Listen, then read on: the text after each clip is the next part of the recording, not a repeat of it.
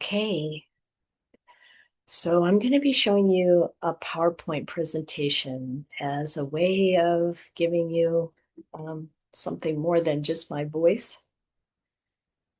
Okay, I think you should be seeing a slide that says Dispelling Delusion. And I think, as you know, we are going to talk about, in Pali, this is called the Vipallāsa. And it's from this very short sutta in the numerical discourses, the Anguttara Nikaya 449.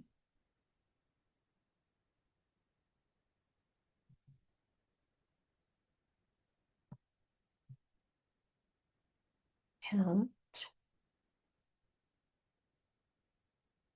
okay, so this is the sutta. Mendicants, there are these four perversions of perception, thought, and view. Sometimes they're called perversions. I've seen the translation as inversions because it's really turning things upside down from reality. So perversions or inversions of perception, thought, and view. What for? Taking impermanence as permanence, taking suffering as happiness, taking not self as self, taking ugliness as beauty. So, what this really means is we think something is permanent when it's actually impermanent, and so on. Something that's we see as happiness, but actually it brings suffering. We see it as something that belongs to us, is me or mine, is self, and it's not self. And something is beautiful, but actually it's ugly or not beautiful. And these are the four corrections of perception, thought, and view. What for? Well, of course, taking impermanence as impermanence, and suffering as suffering, and not self as not self, and the unbeautiful or ugly as ugly. So that's, and then the Buddha goes on to say, perceiving, I have to move something on my screen so I can read this. Hold on. Perceiving impermanence as permanence, suffering as happiness, not self as self, and ugliness as beauty, sentient beings are ruined by wrong view, deranged out of their minds. And I don't know if you've ever experienced a time when maybe looking back on it, you were out of your mind.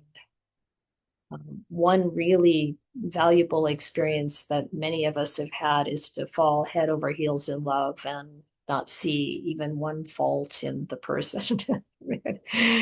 And, we can be kind of out of our mind. And this can happen in many ways. This being out of our minds with these types of delusion. Yoked by Mara's yoke, these people find no sanctuary from the yoke, no freedom from being bound to being fettered. Because, of course, it's not just these extreme things that we have turned upside down in our view, in our beliefs, but it's the nature of the world. We are so mired in this idea of the separate self, for example. Sentient beings continue to transmigrate with ongoing birth and death. And we'll have a chance to talk about rebirth, the ideas, the concept, and I know there are many different stands on whether people see that as the way things work or not. And we're open to all of that conversation. It's fine. But when the Buddhas arise in the world, those beacons reveal this teaching that leads to the stilling of suffering. When a wise person hears them, they get their mind back, seeing impermanence, as suffering, not self as not self, and ugliness as ugliness. Taking up right view, they've risen above all suffering. So the beauty of the fact that we can awaken, and this takes us all the way to that awakening, that full understanding, clear comprehension of things as they actually are, and the freedom from suffering. So before we go into this in detail, does anyone have any questions or comments here about the sutta itself?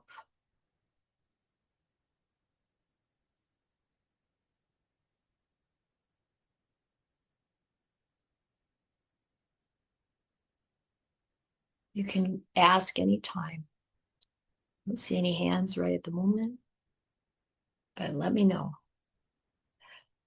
So we're going to look at this first part, perceiving impermanence as permanence. And then as we go through, we can talk about whatever you'd like to talk about. I would really like to invite you to think about the points, the places in your life where this happens, where this is, whether we know it intellectually, where does it really not land internally?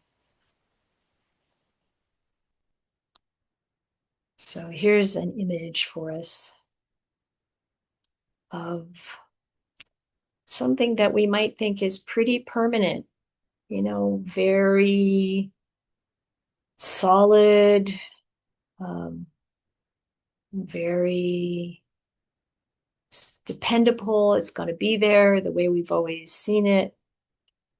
And yet, yes, Mount St. Helens erupted, and it's forever different. Well, it's not forever, is it? That's the point. Even the things that we take to be so solid. And of course, the thing we're most deeply tied to is our body, or aspects of our mind. The five khandhas, for example, that the Buddha talking about, this is what we think we are, but it's constantly changing. Now we want to, even though we know that at some level, we want to think that it's much more permanent than it actually is.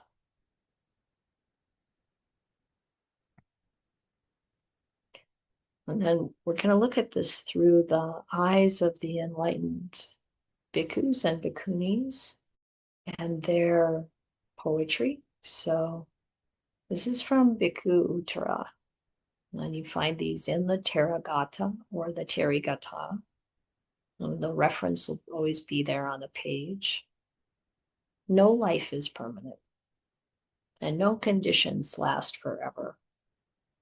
The aggregates are reborn and pass away again and again. Knowing this danger, I have no need for another life. I've escaped all sensual pleasures and attained the ending of defilements. So this is a poem that Bhikkhu Uttara wrote or spoke when he awakened. And no life is permanent. And yet, how many people are really prepared for the ending or live in such a way that we really understand this? And I can, my sense is I can see why, my experience of life.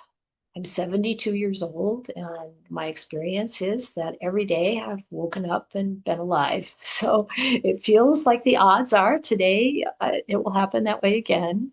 Tomorrow, there's this idea that it's, death is a long way away. But if I practice with that reflection on the impermanence of this body, that gives me a very strong basis for beginning to see the world the way it actually is. That everything in it is impermanent and constantly changing. And what that does to help us awaken is that we stop clinging to it. We stop wanting it to be permanent, and we stop wanting it to be perfect, because anything that changes, that is subject to change, can never be perfect. That was such a relief because I have this perfectionist streak, wanting to improve the world and make it better and make it perfect and make my own behavior perfect, perfect my personality. And it's not possible. However, of course, we take action and make things better in every way that we can. That is a gift to ourselves and others. But without that, that clinging, that intensity. And so, as Bhikkhu Uttara here says, then you don't need anything. You don't need to become anything. You don't need to crave anything or cling to anything. And all of that comes with, all of the defilements that come with that fall away. Mary?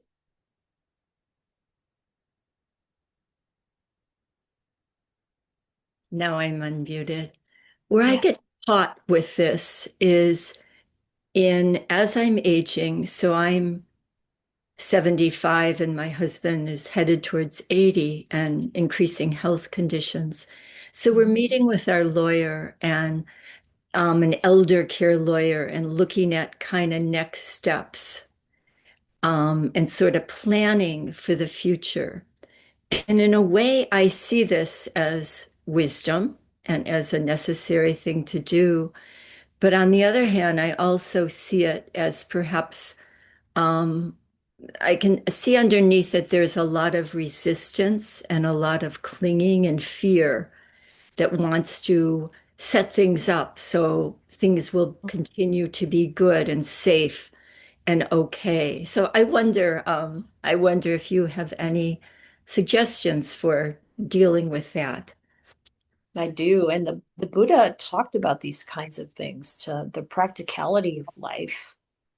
And yeah, he encouraged us to safeguard our wealth and to be um, sensible about, how we organize things. And, you're living in this, you have this body and you have to take care of it. And we don't know what is going to happen to it. So having provisions in place for that kind of care that might be needed later on, um, a, a, a suitable house for, if you have to have some kind of limitations that you need to address, all of those kinds of practical things are valid, because that's what we have to do as we exist in this form, and we exist in these relationships. We want to take care of each other as well. And, you know, all of that makes sense. All of that is correct.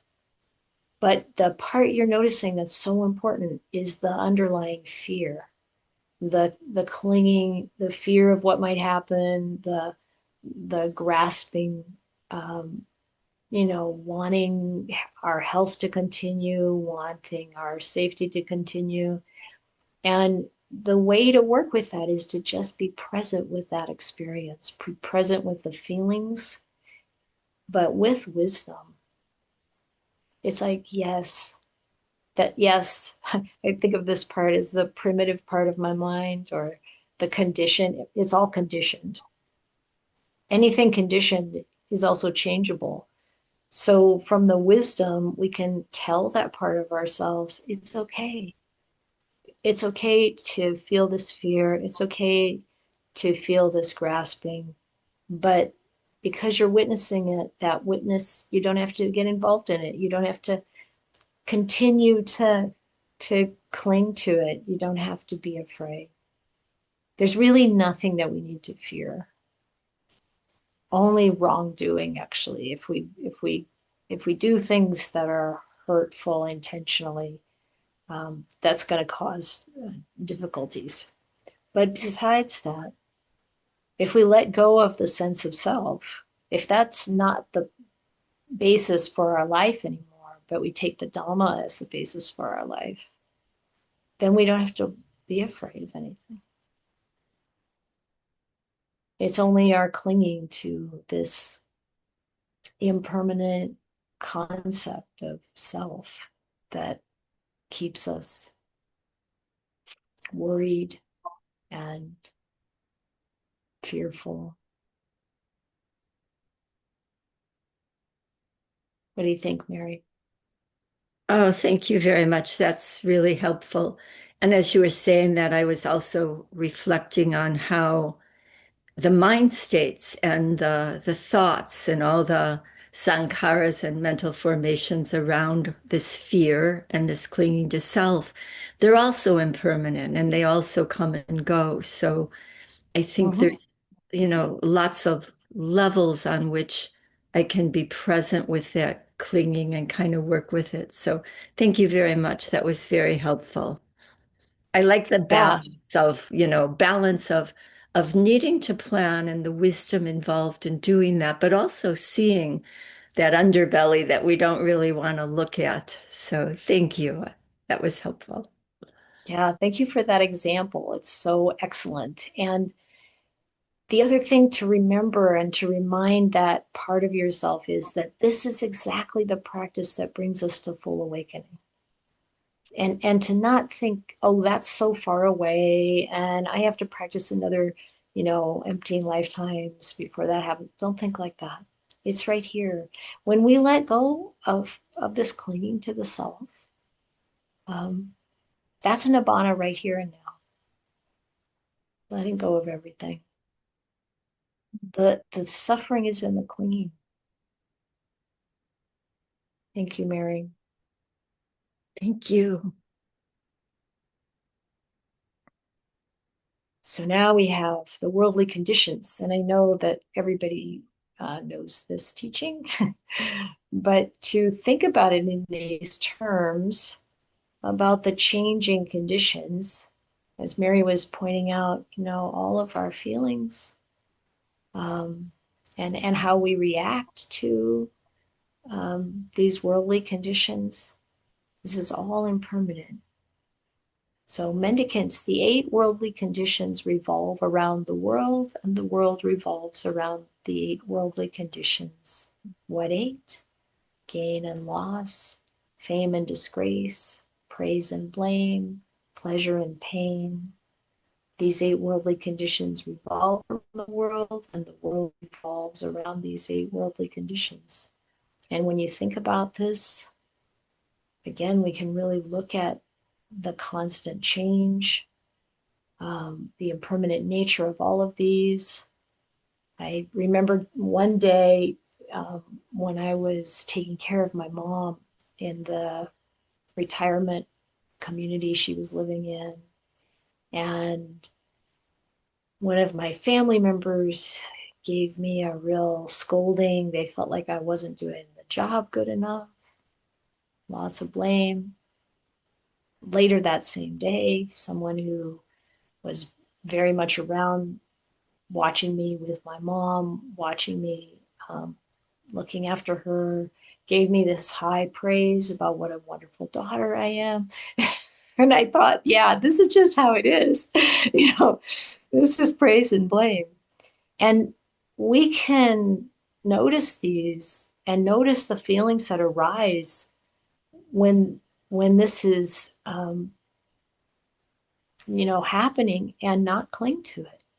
We can be present with those feelings and be present with and recognize, be present with the circumstances and the people involved, but we don't have to be caught up in it. we can witness it and let it go.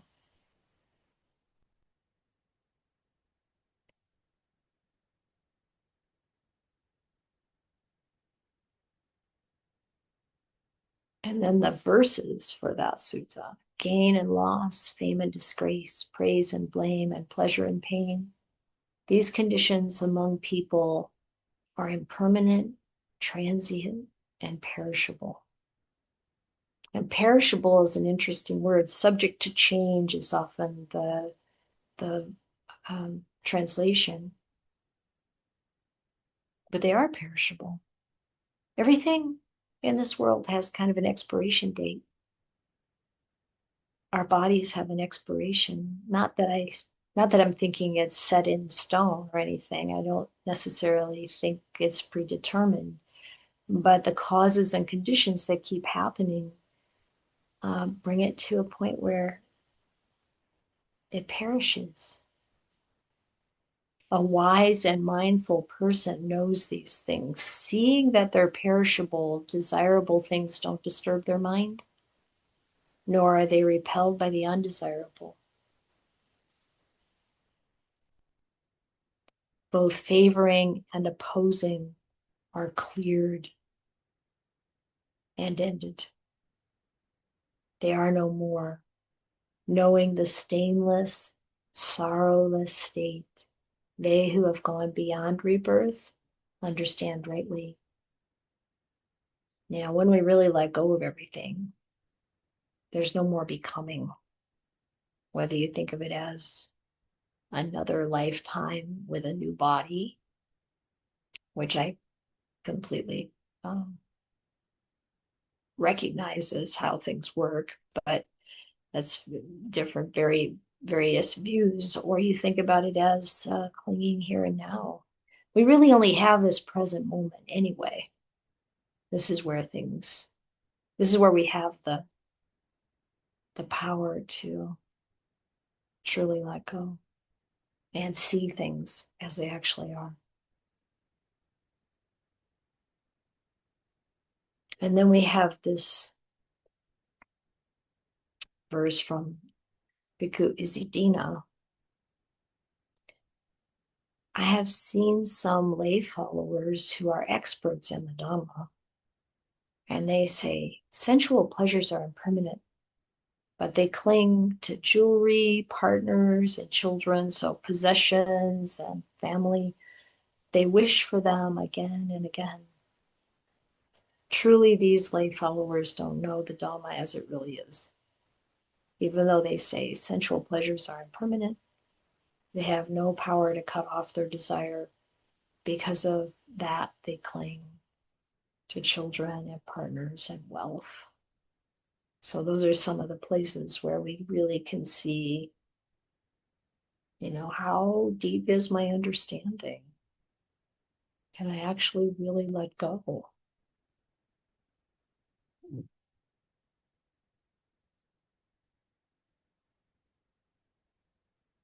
Do I really get it? And you're muted. Well, the couple of things. Speaking of caregiving, which I am doing with my husband and happy to do so. But, it's amazing with what people will come up with to be implying that there's a different way that something should be done. And so that's sort of interesting to me. I mean, that's one workshop for me, is to, you know, do what I know is right. Yeah. And then the other one, but the harder one is the clinging to children and grandchildren. And we have a lot of children and grandchildren between us. So and it's a delight to have them in our lives.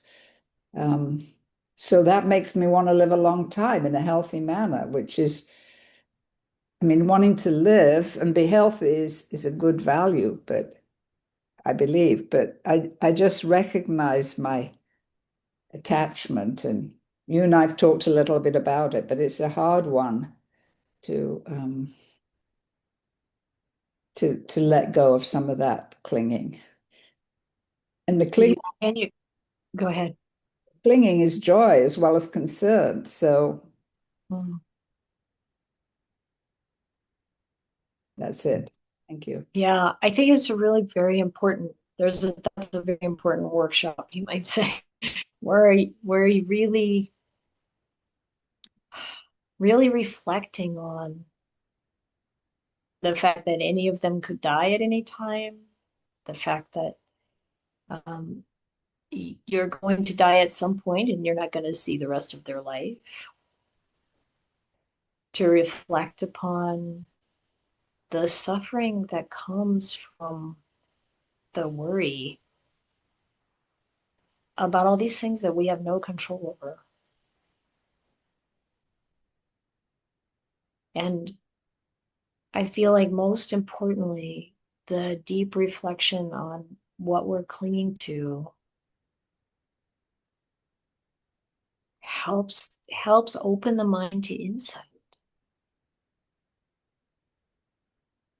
I mean, I know you've heard me tell this story probably several times um, about the insight that came for me when I was thinking about this fish tank thing that um, my partner at the time was having, this tropical fish tank. Are you bored of this story yet, Anne? Because, but it was a powerful moment for me. He had this tropical fish tank, and there was always some kind of drama with it. It was, the fish would fight, and then he'd partition the tank and separate them, or one of them would get sick, and he'd create a hospital tank with the medicine in it for them. And it was just always something. And I was really reflecting a lot, and I would really recommend this to everyone. Reflect on impermanence in everything. Like, if you want to wake up, if you really want to be free from suffering, then look at everything around you and notice its impermanence. Everything, everyone, every activity, every mental state, every view or opinion, every state of the world, everything you hear on the news, it's impermanent, it keeps changing, and it keeps repeating without end until we let go. So I was really reflecting a lot on, I was reflecting on impermanence, but I was also reflecting on suffering at that time. Because this works for all the, you'll see in the other sections, impermanence, suffering, not self. And when I was reflecting on suffering, because the Buddhist said suffering, old age is suffering, death is suffering, not getting what we want is suffering, having to be associated with what we don't like is suffering, and on like that. And I was thinking about the things that we spend our time on, the things that we like, the things that we engage in, and how much suffering is involved in them. So I'm watching this episode, this kind of drama with fish tank, and I'm thinking, what a lot of suffering. This is like he's constantly involved in this, doing this stuff. And is it really worth it? Is it really worth, what do you get out of it? You'll see the fish, and this was a reflection. And then he said to me, um, right now the fish tank is perfect. It's the best it's ever been. There's 4 fish. They're all different. They're all beautiful. They're all getting along. Everybody's healthy. It's all great. And my heart kind of sank because I thought, I know what's next. See, this is the nature of samsara. This is what happens. Nothing stays perfect. Then it goes the other way. You have peace, and then you have war. And then you have peace, and then you have war. And that's just this is how it is in this world. And sure enough, the next morning, there was a fish that it was dead lying on the top of the water. And then I was off to the monastery for the weekend. And when I came back, two of the other fish had died, and the fourth one was really looking bad. And I was just actually standing at the kitchen sink, washing some dishes and thinking fish tanks are suffering. And then the next thought was family is suffering. It's like the mind, there was that crack and wisdom went in there, and insight drives it to a level where we don't forget. And my whole relationship with everyone in my life changed really because I didn't have the same clinging anymore. But there was this incredible love for every being that came through, that was there. And to love our family members without attachment is so much more rich. We're so much more available. We have so much more to give, and we don't need anything. We don't need them to be healthy. When things have happened with them, my granddaughter having her ruptured appendix and, kind of not knowing. My daughter had this really bad car accident. And it's like, okay, what's my job now? Depending on the circumstances, what can I do to help? And it's not like you don't feel. You feel it, but you're not attached. And this is really what the Buddha is wanting us. This is what the Buddha wants for all of us. To not be caught up in and attached to, but actually to have that much greater universal unconditional love.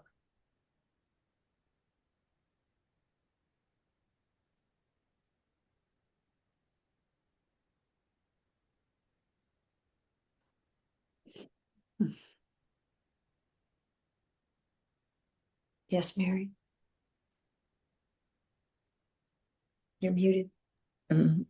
I so relate to what you're saying, and it brings up a question that I had recently. We had a couple of family reunions around my 75th birthday last month.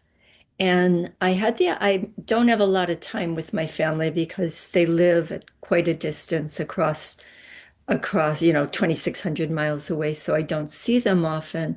And to see them all together and sort of this nonstop clinging to sensual pleasures. And I found myself just feeling overwhelmed with sadness. It really permeated the birthday. I mean, I was able to rise to the occasion and really appreciate with gratitude everything that they had done. But there was a really strong sense of the suffering embedded in family and wanting to be free of it.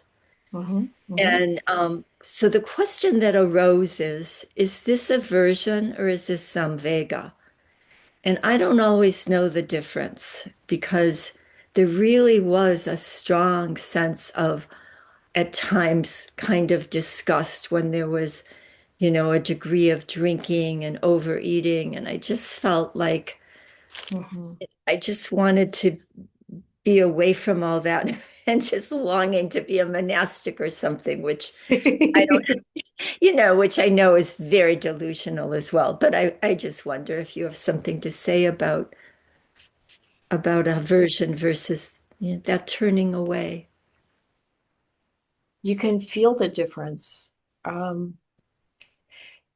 Sometimes the word viraga is translated as disgust, and it is useful to observe like the sort of disgust with this unskillful behavior, with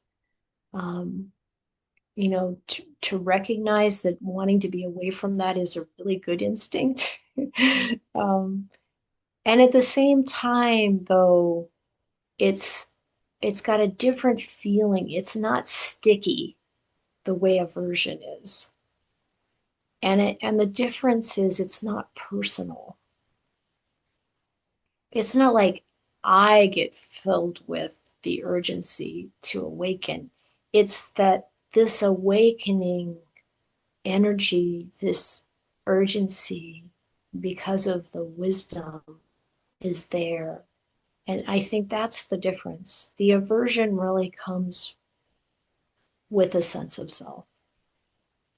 And it's not like there's anything wrong with that. It's not like we have to like try to squash that. We're not going to get rid of this um, conventional self, but to just be present with it, just being present with it. And when we notice that stickiness, see it for what it is. And, you know, when we're present with something, when we're witnessing an experience, we don't have to cling to it. We can tell, we can let it go. We can be present, but not grasping. Thank you so much. That's very helpful. Yeah, you're welcome. Leslie? I think we have a lot of grandparents here. I was with my family this summer, and I maybe was on the flip side of that with feeling a lot of joy in observing the transience of children's emotional attachments, how they can arise and then pass away. One of them was the World Cup. My 6-year-old grandson is a real fan, and he's from Norway, so he was so excited about when his team would score, and then he had to reattach to another team after that one, and just the emotion that he would have when his team scored. It was like delightful in a way to see that humans can have that kind of engagement. So I saw it as engagement. And then he broke his leg playing soccer. And then it was his emotion around his sister being able to do things that he couldn't do because of his leg was broken. But again, it would arise and it would pass as long as someone was there to kind of help him hold the feeling. And I know he's not awakened, but maybe because he can not get stuck in the emotion, it felt a little bit I liked it. I enjoyed seeing that humans have these capacities. So I don't know if you want to comment on is that attachment or is that healthy? I think as long as the understanding is there, the balance, because I had a friend who was very into soccer and football, American football also, and they could watch like a tournament, and when their team lost, they would be depressed for like 2 or 3 days. And this is all made up. This is just, you know, when you get down into it deeply enough, you realize that everything in this world is made up.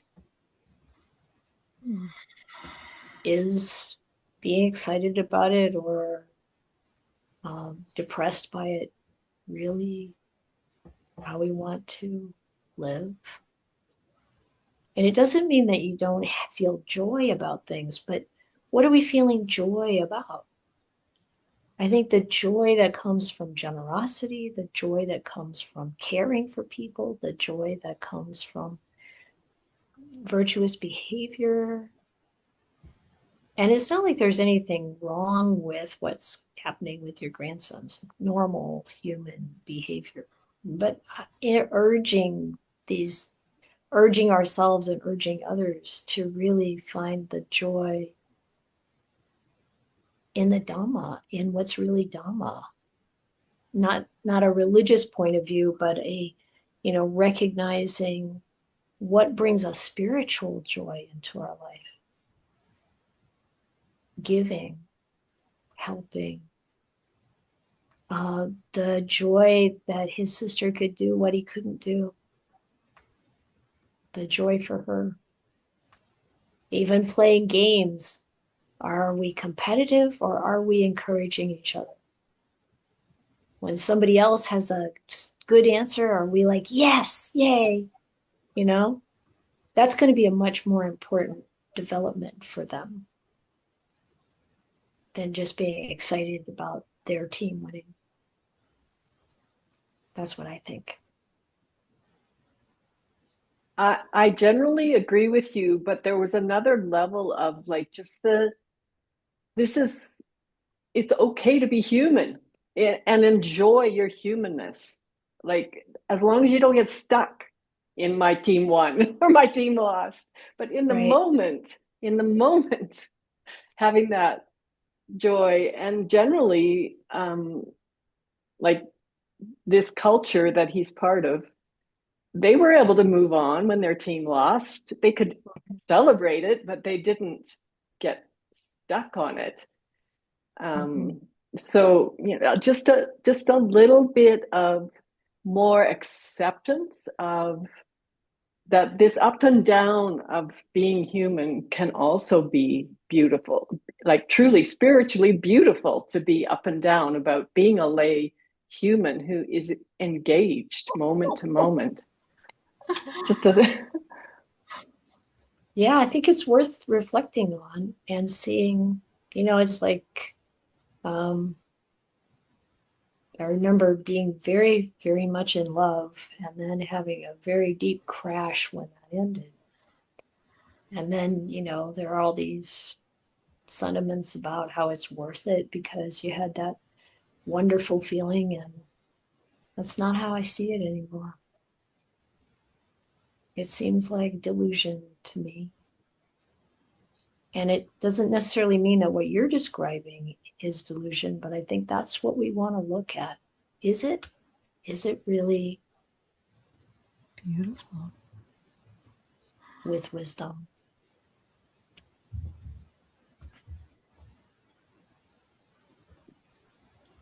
It doesn't mean that we don't enjoy life, see the beauty in it and all of that. I think we need to have the wisdom too. Yeah. Anne? Yeah, just listening to the soccer story.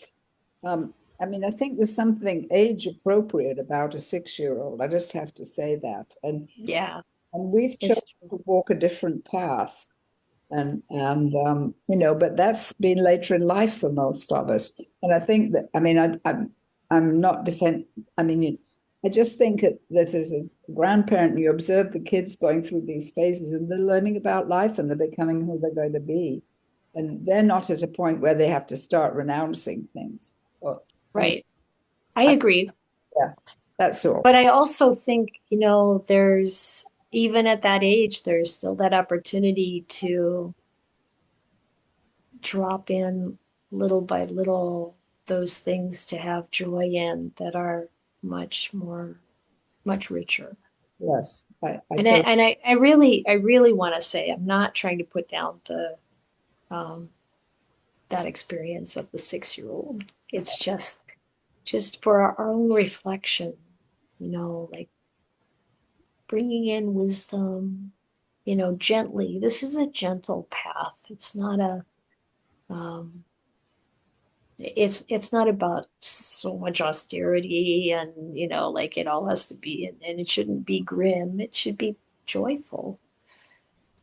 But I think just my only point with that was to just watch those ups and downs and see where there might be clinging, and maybe for me, it's grandmothers clinging along the way to their success in various things. That's and I certainly thank you for talking about having them see the joy that comes from beyond the specific activities. So thank you. Yeah. I hope that came through in the right way. I hope, Leslie, that came through in the right way. Yes, yes, I think so. Um, I guess what I noticed was that I was able to delight. Mhm. So I felt like I wasn't attached. I was able to delight in the moment. Mhm. And then when he was sad about what he couldn't do, I came up with an innovative idea of him taking a movie of his sister climbing Oh, the jungle cool. gym, and gave him an activity because That's great. I could see where we could let go of the attachment to him doing it. Well, I think the movie idea is great because then he can take joy in the fact that she is able to do something he's not able to do right now. And also the whole idea that it's right now. He's healing. It's okay. You know, he'll be able to do those things again, probably. Yeah, it's good. Yeah, I mean, even as a nun, I go to my granddaughter's, she's really into musical theater, and I go to see her performances. And I congratulate her, and she really, loves it. But I also know she's got that depth in her, in the way that she's doing it, with the kind of kindness and, um, like the way she gets along with people, and so it's like keeping that balance, and really being present with it all with wisdom is valuable. Yeah, thank you, Leslie. Krishina.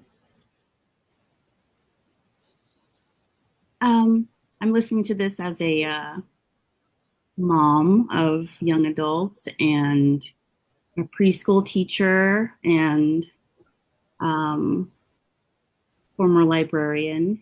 And all those spaces kind of give me um, some time to enjoy people's engagement with other Mhm, things. mhm, And I think that what we're talking about right now is not necessarily attachment, but engagement. mhm, The friction between those two things and why, as like nurturing people, we want to sort of nurture engagement with people and things and life in general. But at the same time, we want to make sure that the people we are encouraging that in aren't necessarily identifying completely with that engagement. Like they're not. I am this soccer team, or like I am this, this thing that gives me joy that is, it's not my fullness of being. And I think that if you can redirect the people in your life in that way, that's sort of showing them sort of engagement, but disengagement, the willingness mhm, to disengage, the willingness to attach, but also detach. And I think that that is like a process that needs to be nurtured. And I'm listening to all these grandmothers talk about mhm, finding joy in that process. And I'm like, well, yeah, of course, because you're able, you yourself are engaging with their engagement and you're sort mhm. of teaching them that it's a joyful part of themselves, but it's not like their full selves. I think we are aware of that more so than they are as 6 year olds, which is why they're so fully like swayed by them. But I think being present with that with them is really useful and for both of us, both sides of the equation, I guess. Yeah, I mean, because, the Buddha was so clear, and brilliant in the way that he presented the Dhamma, to really put the attention on suffering. When we're suffering, there's attachment, there's something to let go of. And being, um, present with it instead of trying to avoid it or trying to suppress it, or indulge in it is really the key. So how we engage in life, you see the poems. I don't think it's included in here, maybe, but the poems by even the most austere, tough monk, Mahakassapa, about how much he loved the mountain he lived on. I love these Rocky Mountains. I just love, it's like there's so much joy in it, and really seeing that, that when we attach, when we identify with things, that there's that suffering, and using our life, our reflections, the wisdom to prepare ourselves for when what we're so delighted in isn't there anymore. It's okay. Cynthia? Thank you. So, what I'd like to know is how can we take right view and apply it to dispelling the delusions that we have? And I thought also that I was looking at right view as perception, but I think it has to be beyond perception. Yeah, right view has two levels to it. The mundane right view, ordinary, conventional reality right view is to recognize that there are results to our actions, and we do have, you might say, a karmic. Boy, the words I'm coming up with aren't really the ones I want, like debt or obligation to our parents, for example. Those kinds of things. Seeing that the way things work in conventional reality and karma. And then there's super mundane right view, which is to know that everything that's impermanent carries suffering with it if we attach. If we identify with it, we see it as self. Our capabilities, our intelligence, our whatever it is, our views and opinions.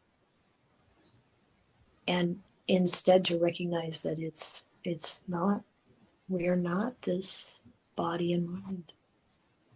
That's really what, those are all part of right view. So what we're talking about here today is all about really bringing in right view. Thank you. Yeah. How would you, for example, say if there's something that's crossing your mind constantly, maybe, how would you dispel it so that you could release Well, the thought? it's not like pushing it away or trying to obliterate it is really going to work. That's one of the ways we cling. The second noble truth, there's the, clinging to sensual experience, sensual desire, and then there's the being, becoming, and then there's the trying to get rid of, and that's on the trying to get rid of side. Vipallāsas. And so the way to work with it is to be present with it. This is how it feels. This is when this thought comes in my mind, this is the feeling, this is what it's like. And you go beyond the words and be with the experience. It's sort of like you're embracing what you're having a little problem with, and you have to examine it and maybe we'll also ask questions. I do ask questions. Mm-hmm. Yeah, reflect upon it. But it's without the clinging, without the attachment. So the part that observes, that witness, that's not caught up in the feeling. That's not. And also dropping the story of it. This is not about the person who said it or the thing that they said or whatever it is. It's not about the story. It's about the felt sense. Being present with that. It seems like it's like a centering grounding because we're tipping the scales. We're tipping the scales when we are wrestling with something constantly. right? Mm. We're going to one extreme, and the Buddha wants us to go into our nexus, you might say, and be a little bit more objective. Yeah. We're not that witness isn't caught up in it. The witness is observing. The witness is that wisdom aspect. Thank you. See, Thank you so much. I really appreciate that. yeah, you're It welcome. was a long time ago, but the intellect doesn't always, Yeah, we're not gonna know this from the thinking mind. It can't really grasp ultimate reality. Yeah. Thank you, Cynthia. So this one on the house builder, Sivaka Bhikkhu, houses are impermanent, on and on, life after life. I've been searching for the house builder. Painful is birth again and again. So this is, what is it that causes me to build up another personality or another kind of mental sense of self? I've seen you, house builder. You won't build a house again. Your rafters are all broken. Your ridgepole is shattered. My mind is released from limits. In this very life, it will dissipate.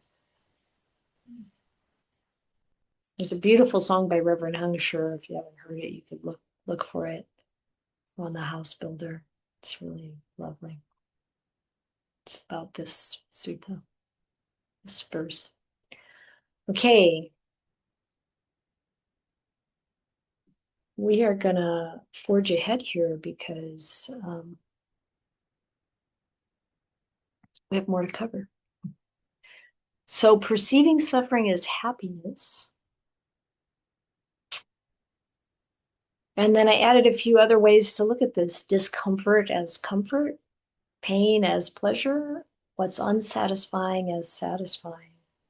These are all this different kind of ways of thinking about this particular inversion and this image. We can start out just having a good time, and it can end in a lot of suffering. And of course, the Buddha recommended staying away from intoxicants in general, but just maybe thinking of your own example of how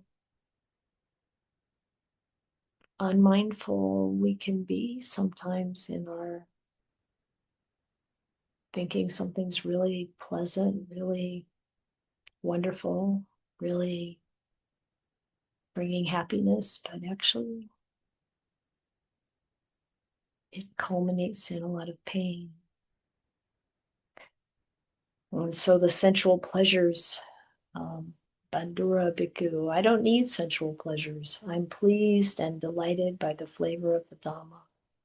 Having drunk the best drink, the sweetest drink, the drink of sweet Dhamma, I will never taste the poison of sensual pleasures again.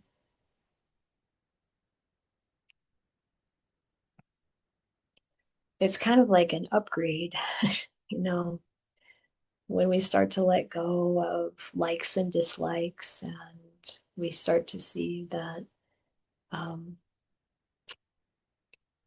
really grounding our life in the Dhamma, in generosity, moral virtue,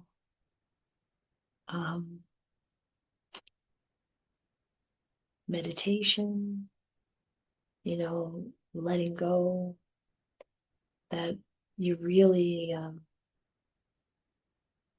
gain a kind of happiness that doesn't go away.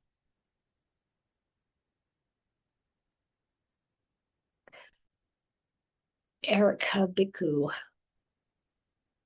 Dear Erica, sensual pleasures are very painful. Dear Erica, sensual pleasures are not happy. Dear Erica, they who desire sensual pleasures desire pain. Dear Erica, they who desire sensual pleasure do not desire sensual pleasures, do not desire pain. I think this really is, wherever there's that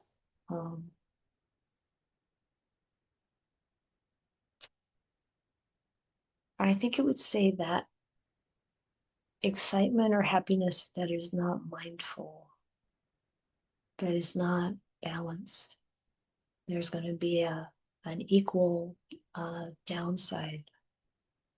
I really noticed that in my life. The more I reveled in something, the more pain there was involved in it. Someone talked about it like a debt. Eventually, you have to pay it off.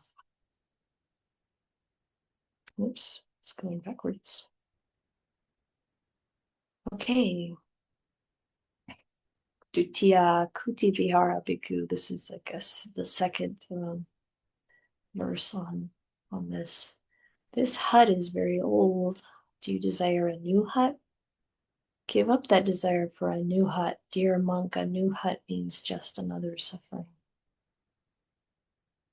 I don't know if you've ever thought about that when you're desiring something different, whether it's really going to bring happiness or not. It's one way to think about it. And then this one, this is a Bhikkhuni Kema. This is one of those many stories that you see from the enlightened nuns. She's in the forest, and this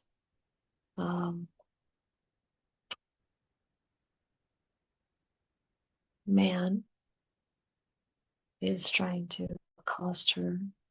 Dear Kema, you're still young and beautiful. I am also young and in my prime. Come, let us enjoy sensual pleasures and delight in sweet music. And she says, the body is rotting, ailing, and frail. I'm horrified and repelled by it, and I've eradicated sensual craving. Sensual pleasures are like swords and stakes. The aggregates are their chopping block. What you call sensual delight is now no delight for me. So, from a worldly perspective, this can sound very negative. But from a spiritual perspective, this is freedom. Relishing is destroyed in every respect, and the mass of darkness is shattered. So know this, Mara. So she's seeing this rogue as Mara. In this case, you're defeated. And now she's going to talk about what she was doing before she became a bhikkhuni, following the Buddha, worshipping the stars, serving the sacred flame in a grove, failing to grasp the true nature of things. Foolish me, I thought this was purity. But now I worship the awakened one, supreme among men, doing the teacher's bidding. I am released from all suffering. So where is that leap? Why is it that sensual pleasures are talked about in such negative terms by the Buddha in so many different ways? It's because we're intoxicated by them. And we're caught up in them, and we do suffer from that. And because it blinds us, we think it's happiness, but it's actually blinding us. And when we see through it, we can find real happiness. Happiness in making our life a gift, making what we do for work a gift. And then the stress is gone. We don't have to be anything or become anything. Well, that's relatively short. Anybody have anything they want to say about this suffering and happiness part?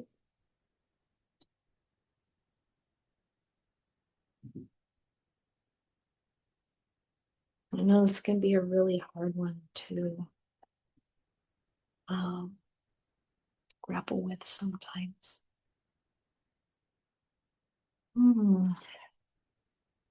How's it going? Yes, Marilyn? Now I can see you. I keep having trouble seeing the body as disgusting. I see it as really amazing. Even when it's damaged and not working, and I can see it's breaking down. I can see it's crumbling in my eyes, but it's still pretty amazing. It Like, is amazing. so Yes. why is that disgusting? Like, I feel so grateful to have this funny little body. Well, I think that's good. I mean, like Ajahn Sumedho is 92 now, and he says he thanks his body every day for being in as good a shape as it is. It's about the clinging, it's about the delusion.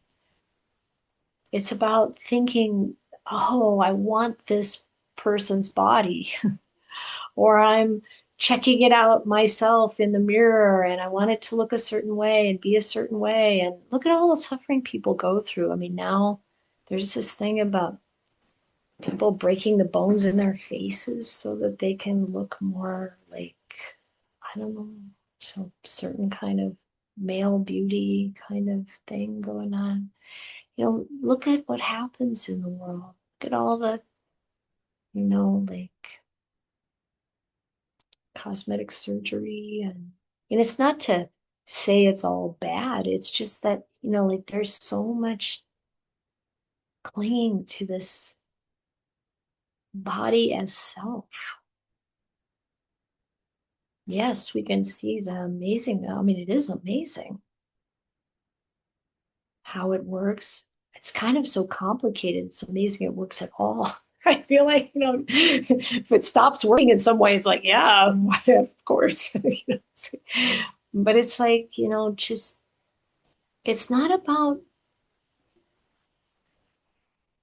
going dark on any of this. It's not about rejecting. It's about seeing things in balance, seeing the truth. Truth is this body is deteriorating, but I'm not mad at it. I'm not trying to get rid of it or think it's horrible. It's just the way it is. It seems to me that disgusting is maybe not a great translation. Maybe that's just the problem. Well, Maybe meh. if you're a bhikkhuni meditating in the forest and some guy comes up and wants to like have sex with you, that's pretty disgusting. Yeah. What the heck are you thinking? I'm a nun. Leave me alone. It's like, I mean, maybe disgusting works there. I don't know. It's like, yeah. So, I mean, one of the words, Pali words that gets translated as disgust is viraga. It can also be translated as fading away. Like my clinging to this, craving for this has faded away. And most of us, as we age, a lot of the things we were craving when we were younger have faded away.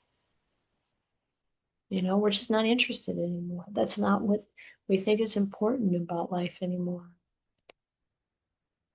And it's not like it's so bad to experience that, but craving is suffering.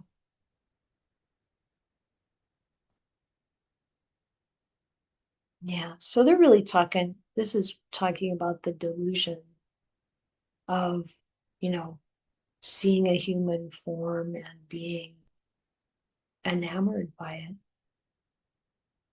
forgetting that if you take the skin off, it's not the same experience.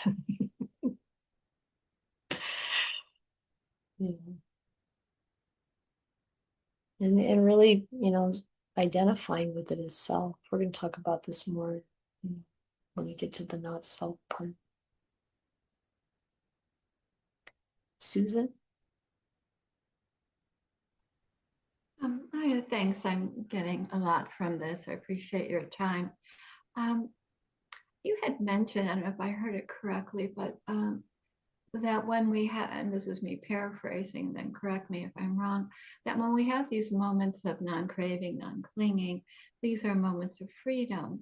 And you use the word nirvana to describe it. Can you talk a little bit more about that? Yeah. So a lot of times we think about awakening or the realization of Nibbana as being something very far off in the distance.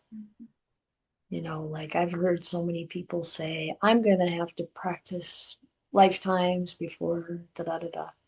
It's not a good way to think about it. So there's a teacher in Thailand that I really respect and really follow his advice. It's Ajahn Ganha. He trained with Ajahn Chah. He's actually Ajahn Chah's nephew, one of his nephews. And he has a monastery in the Khao Yai mountain area in Thailand, and visiting there has been really wonderful. And he talks about in this present moment, when we let go of everything. And I'm like, what is that like? Have you had that experience? When you meditate, are there times when you really can let go of everything? When particularly we're letting go of the sense of self. This idea of me as this individual person living in this vast universe, with my personality, this body, these views and opinions, these perceptions. If I can let go of that, what we're using then to experience is the Dhamma. We're seeing with the Dhamma, not the sense of self. And in those moments, it's Nibbana here and now. It's the relief from suffering here and now. And when we start to develop a practice where whatever is happening, then we take that position of witnessing it and letting go. And that's Nibbana here and now. There's a happiness and peaceful, calm. And at some point, the insight comes that really drives that deep, that where you really know what it's like to be happy and completely contented and without that underlying restlessness. Because this human form is restless. It needs food, it needs to go to the bathroom, it's always, needs to move, needs to change position. I can't sit in the same position for long periods of time like I used to be able to. Now my ankle gets sore, my other hip gets sore. It's always something. This body is a restless form, and it's in a restless world because everything in this world is constantly changing. Even when it's Mount St. Helens and it doesn't look like it's changing for a long time, but then boom, it's like, yeah, it's all changing. Everything, the sun, moon, and stars, the entire universe, everything in it, all of it is made up of sankharas, impermanent, not self. And when we recognize that, when we really see that and we let it go, that's Nibbana, that cooling off. And there's joy, happiness underlying everything. Because what we're then directly basing our life on Dhamma. And the Dhamma is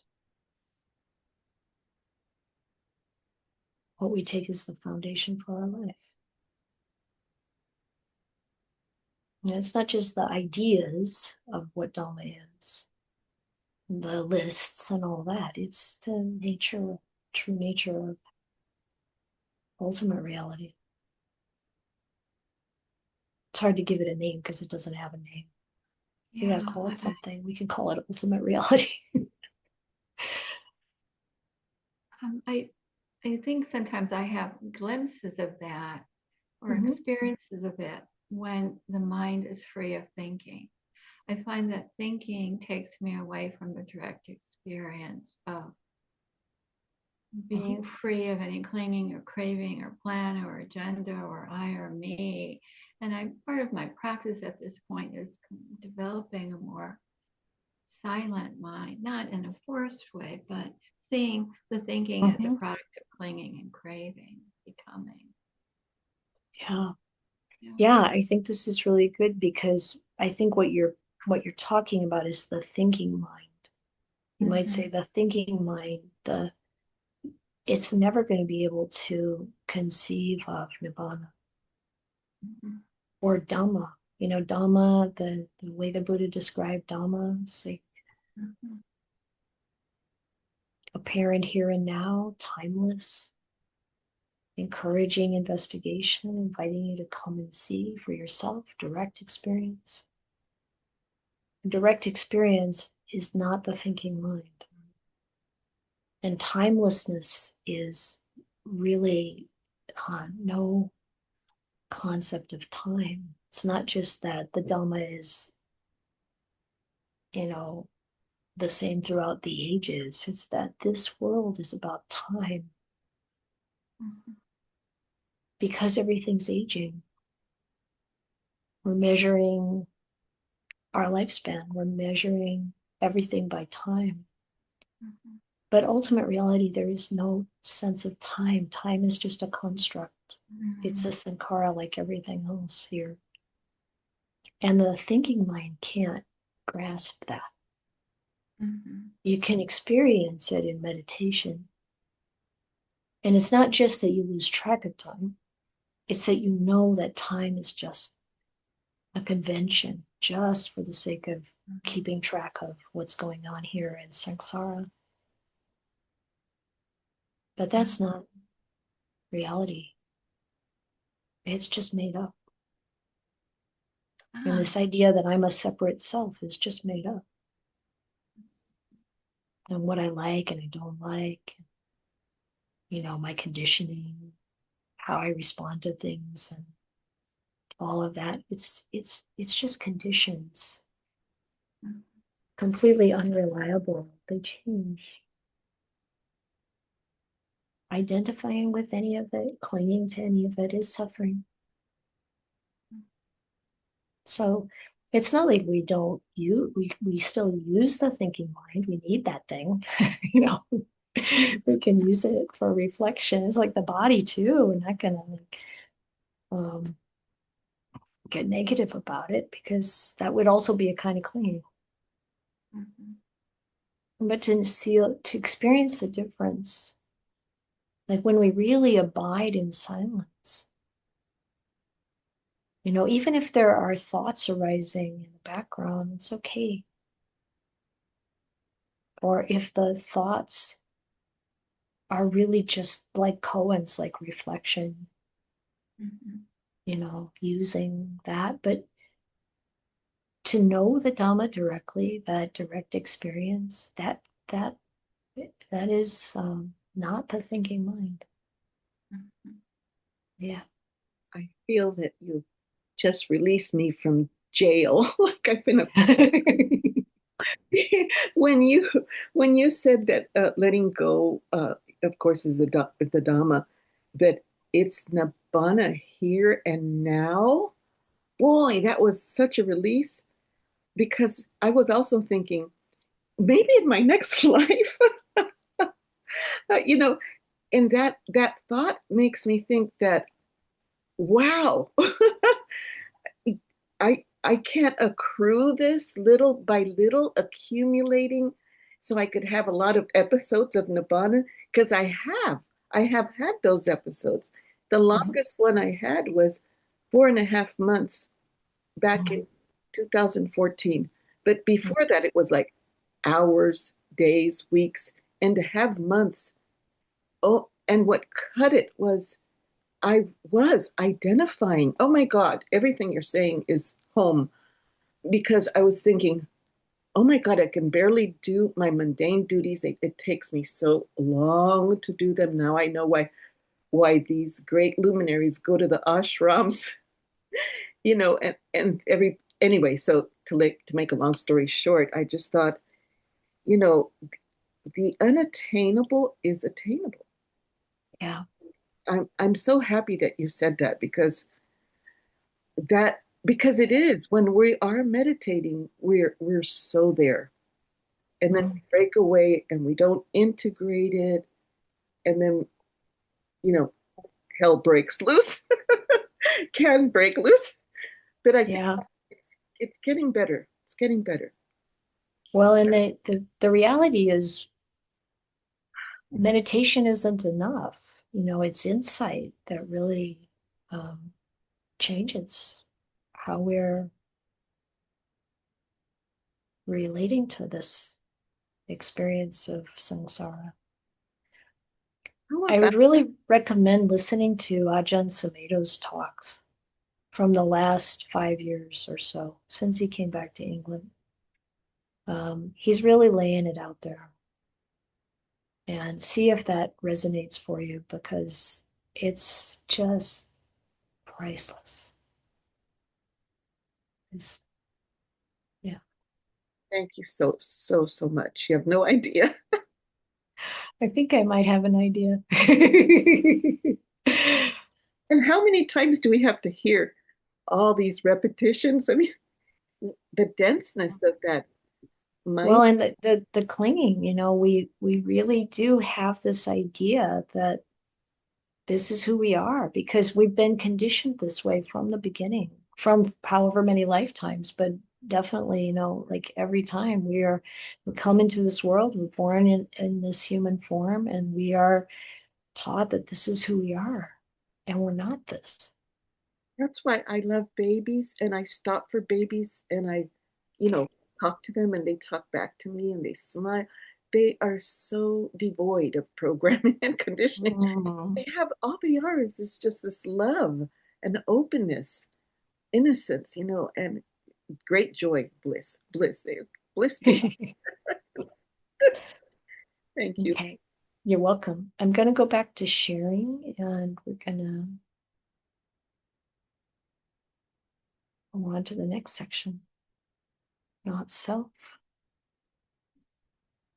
So this is the same person at age 17, at age 102. You can see the same person, but obviously, like, which one is the self? This is not a self.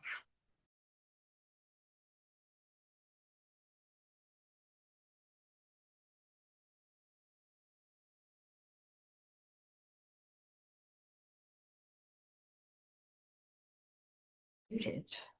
Okay. Did you see that? Did you hear anything when I was talking about the pictures? I don't know when I got muted. Okay. I don't know how I got muted. Okay, so Genta Bhikkhu said, I was intoxicated by my high-class birth, wealth, and status.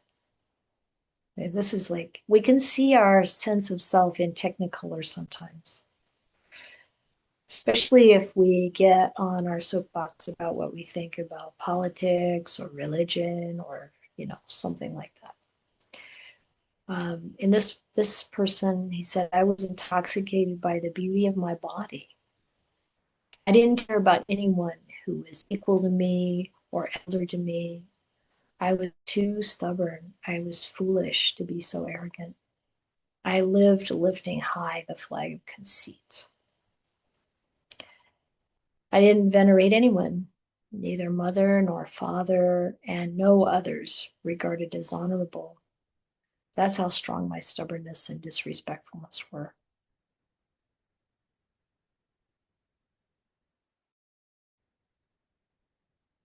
But one day, I happened to see the supreme trainer of people to be tamed, the Buddha, shining like the sun. surrounded by many other monks. My mind was pleased with that sight.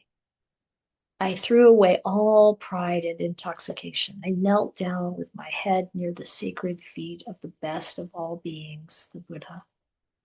I worshipped the Blessed One. My pride of superiority and inferiority were eliminated and completely uprooted. The conceit I is cut out. All forms of conceit were destroyed. Sometimes I imagine what it must have been like to meet the Buddha. I can imagine how radiant. And when I've seen other, I was a bhikkhuni also who had this experience of seeing the Buddha and just went over and bowed. And he said, "Come, Bada." That was our ordination. Come, be a bhikkhuni. Come, pick up the form. You know, that's just a form to another sankhara. But we use it. We use the forms that we come across. So this very strong example of conceit. So the way the Buddha described the levels of awakening, the first fetter is this identity view, this view that I'm a separate self. But one of the last fetters of the 10 fetters to fall away is the conceit I am. Because we can let go of seeing ourselves as the body or the feelings or the thoughts, the perceptions, or sense consciousness, khandhas, and still have this sense of being better than, or worse than, or the same as. It's all sense of self. And Ajahn Ganha said that while we cling to the sense of self, our generosity, our moral discipline, our meditation cannot really come to its full purpose because we're still seeing from this sense of personality, from this sense of self. This is the biggest barrier to awakening.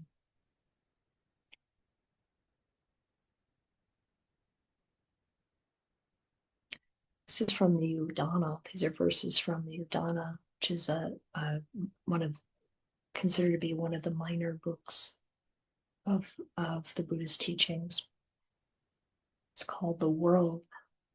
So I have heard at one time when he was first awakened, the Buddha was staying at Uravela at the root of a tree, the root of the tree of awakening on the bank of the Naranja River. And there the Buddha sat cross-legged for 7 days without moving, experiencing the bliss of freedom. When 7 days had passed, the Buddha emerged from that state of immersion and surveyed the world with the eye of a Buddha.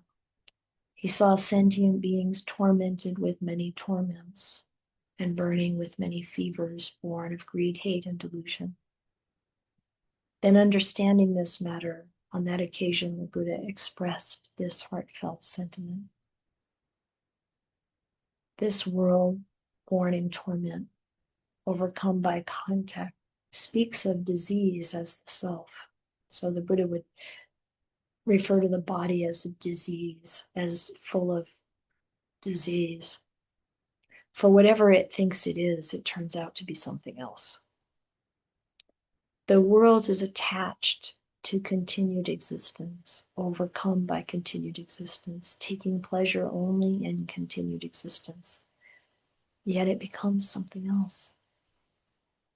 What it enjoys, that is the fear. What it fears, that is the suffering. But this spiritual life is led in order to give up continued existence. Of the ascetics and Brahmins who say that through continued existence one is freed from continued existence, none are themselves freed from continued existence, I say. Of the ascetics and Brahmins who say that through annihilation of existence, one escapes from continued existence, none have themselves escaped from continued existence, I say. For this suffering originates depending on all attachment. With the ending of all grasping, there is no origination of suffering. Just look at this world, mired in all sorts of ignorance. Beings in love with being are not released from continued existence. Whatever states of continued existence there are, everywhere, all over, all are permanent, suffering, and perishable.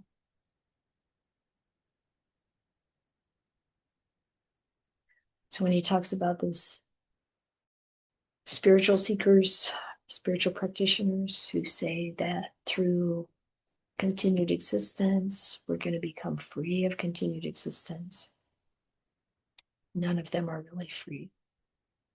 So this is probably an internalist view. Some of them think that, by annihilating this current existence, we're going to be freed from current continued existence. That also doesn't work. So the Buddha was like, we don't become free through thinking I'm going to live forever in a heavenly world, or it's just going to be the end when I die. Both of those are still materialistic, still about a material existence, whether it's in this world or another world. But the freedom from all of that is to recognize that it's not about existence anywhere. It's beyond the duality.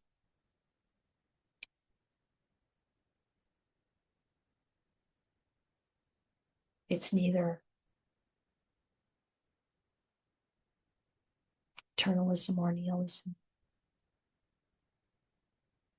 And letting go of attachment to all of it. Any questions?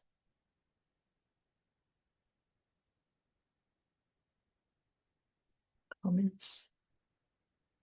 Take some time to really reflect on this one.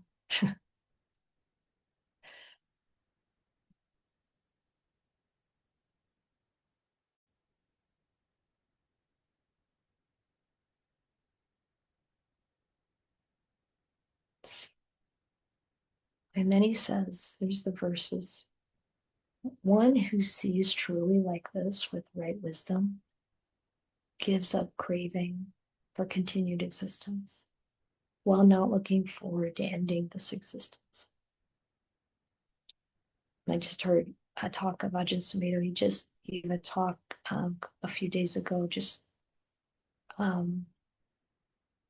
either just before or at his 92nd birthday celebration, where he's like, I'm not looking forward to dying. I'm not wanting to end this life, but I also don't have any clinging to it either. Realization of Nibbana comes from the ending of all cravings, fading away, and cessation with nothing left over. There is no further existence for that mendicant quenched without grasping. Victorious in battle, such a one has defeated Mara. They've gone beyond all states of existence.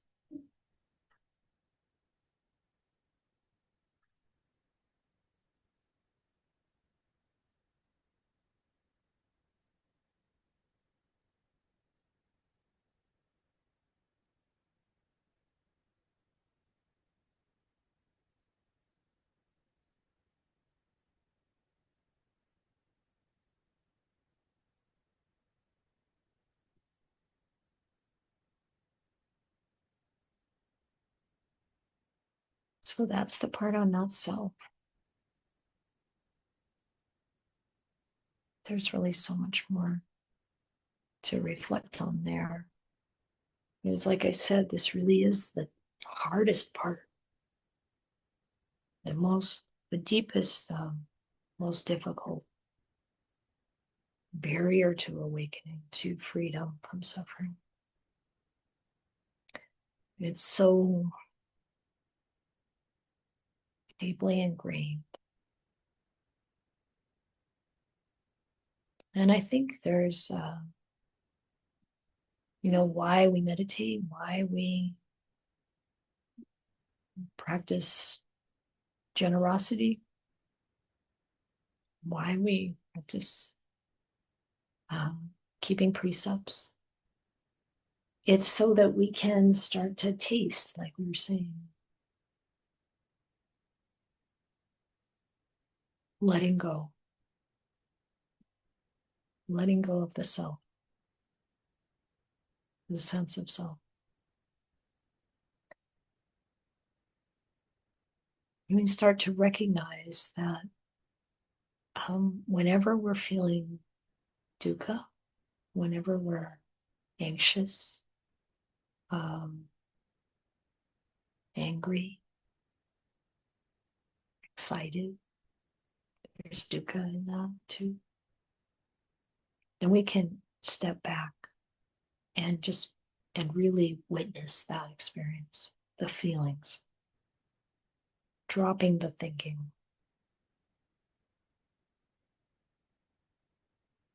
Seeing it for what it is. Coming to understand where that's rooted. Because craving for sensual pleasures, craving to become something in the future, craving to get rid of our defilements, become perfect. Even when people talk about,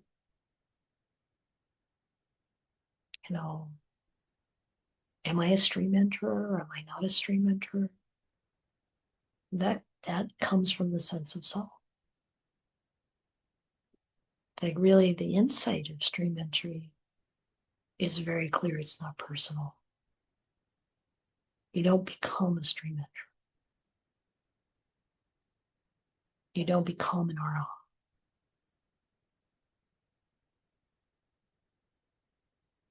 You let go of clinging to everything.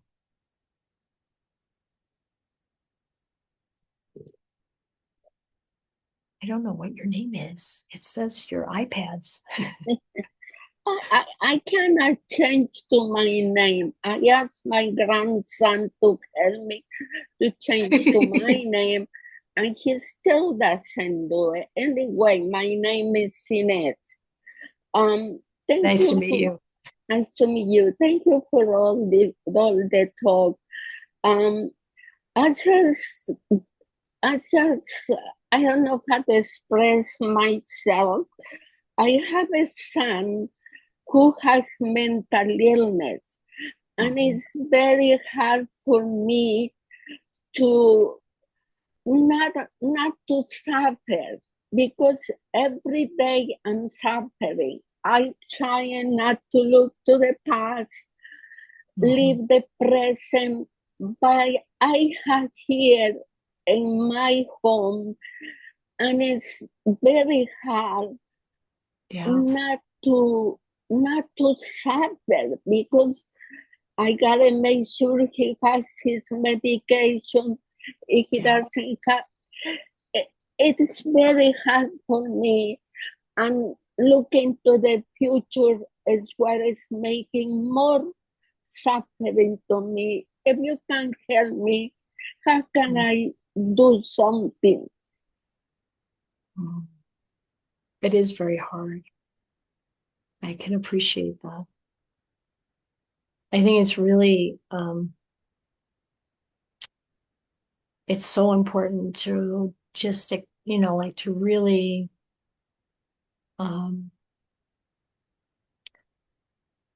let go of any ideas of how this relates to you. Like, because we're so deeply conditioned to see things from the perspective of the self, then, we might feel whatever. I have to admit that I couldn't understand everything you said, so I might have missed something. But the sense I have is that, this is your son, and the mental illness it's so difficult to deal with, and you're dealing with it every day right there in your home. And I don't know if you mentioned like how you feel personally about it, like, but if there's anything like you feel like it's your fault or there's some relationship to you, recognizing that this is karma. Um, I don't say that is my fault, but I feel hurt that he doesn't have a life. He is already 40, and then I can see him here every day. He doesn't not to go. He doesn't want to go to a group home. That my husband and I we are getting older, and then like we start thinking about the future. Yeah. So, right. Okay. Yes. So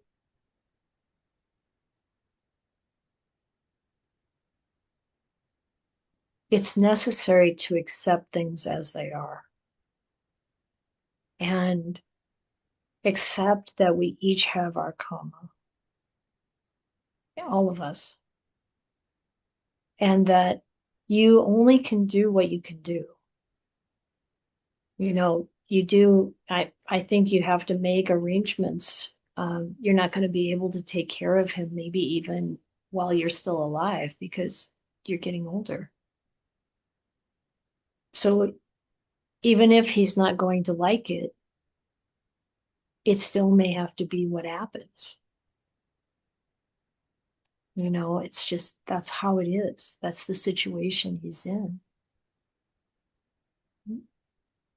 There's a sutta where the Buddha talks about things that none of us can avoid. None of us can avoid death. None of us can avoid illness. Anything that's, all bodies, all minds are subject. Things that are subject to illness fall ill. Certainly, someone might say, I've never been sick a day in my life. Well, it's great. However, the norm is that human beings become ill. Point.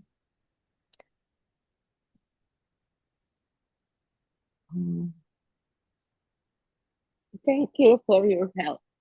And then, what he said is that, no one can avoid getting old.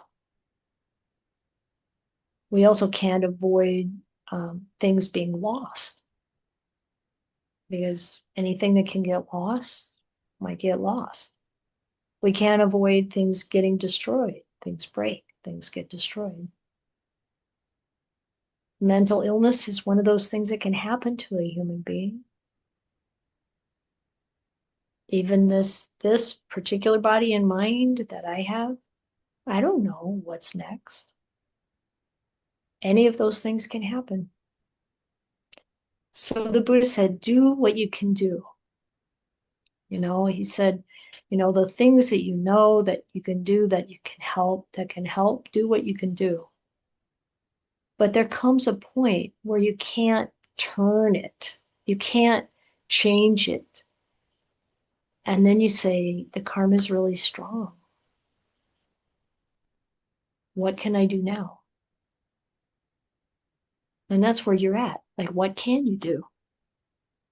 You have to make practical arrangements, even if he doesn't like it. And thinking in terms of, doing what you can to make him comfortable, like help him be safe.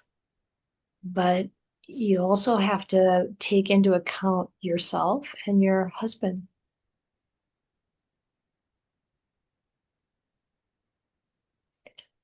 The more we let go of the sense of self, the more we treat ourselves with the same kindness we treat everyone else. It becomes balanced because this living being here is the same as all the other ones. So you and your husband have to decide how to handle this situation that takes everyone into account, do the best thing for everybody. It doesn't mean it's going to be pleasant.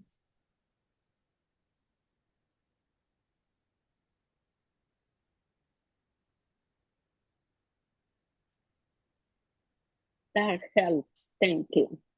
Yeah, you're welcome. There's so many potential situations like this in life.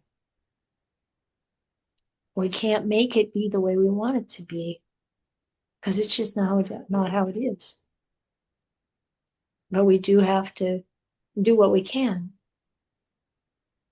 Make decisions to take care of everyone involved to the degree we can.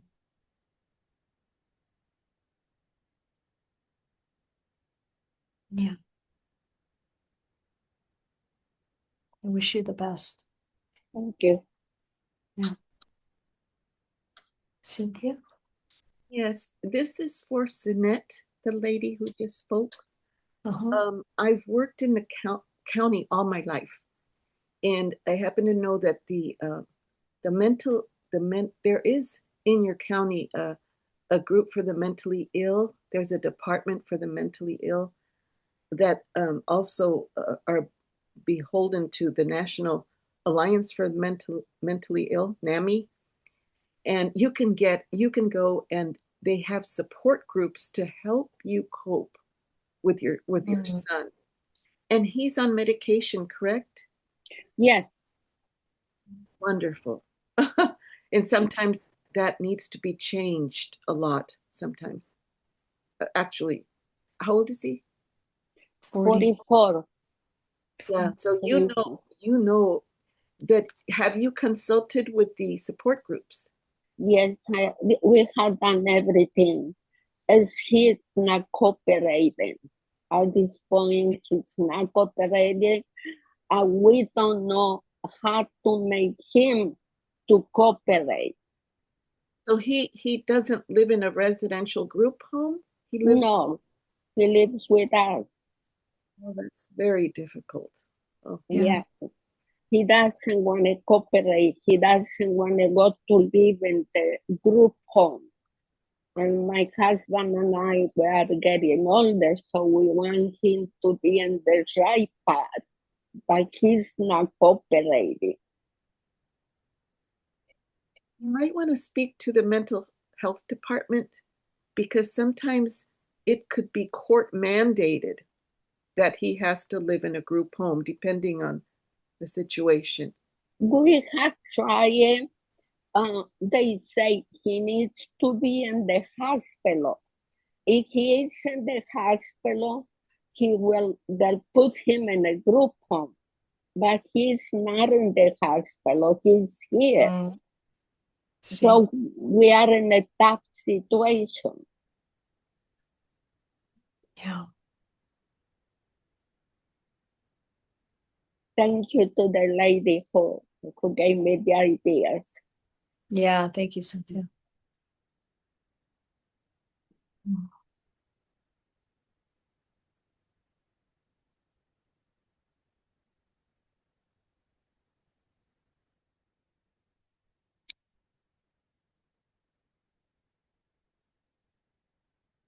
Let's go on. I'm gonna share the screen again.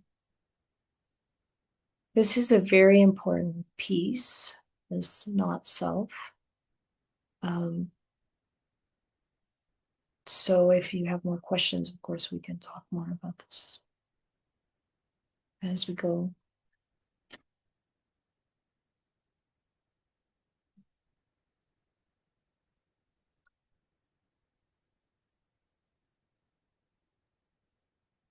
So you may not feel like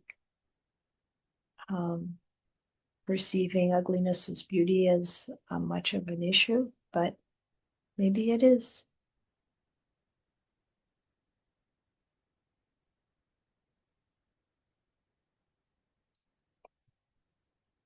Pretty dramatic. Huh?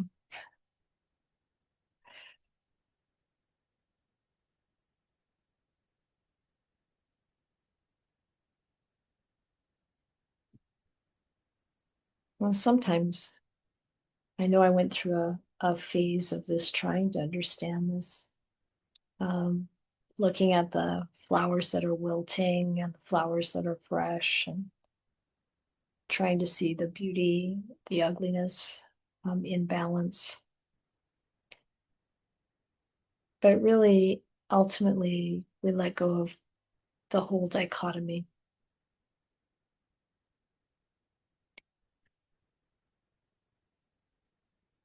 But here, a lot of this is around the sexual desire. Abhaya Bhikkhu, he said, when you see a sight, this could be anything really. When you see a sight, mindfulness is lost as you focus on a pleasant feature. So a lot of times in the suttas, you'll see the reference to not attending to the features of something. Because our sensual desire, our desire for sights, sounds, smells, tastes, what we feel when we touch something, even, like what we can fill our mind with that we see as beautiful, only as beautiful. So there's always a downside. Everything in this life has good and bad. Even the worst things, there's actually some goodness there. When you see a sight, mindfulness is lost as you focus on the pleasant feature. Experiencing it with a mind full of desire, you keep clinging to it. Your defilements grow, leading to the root of rebirth. A couple of times we were talking about, when is it just enjoyment? When is it just recognizing what's beautiful or good or fun or whatever? And when is it actually a problem? And or when is it aversion? When is it healthy and of turning away from what's unwholesome? And it has to do with suffering. When we see something that's unwholesome and we just recognize the unwholesomeness, there doesn't have to be any suffering in it. Or when we see something that's beautiful, we can recognize the beauty in it. But without clinging, there's no suffering. That's the key. Makantaka Bhadya Bhikkhu said, the monk's name is Bhadya. He lives in a beautiful forest monastery called Ambataka.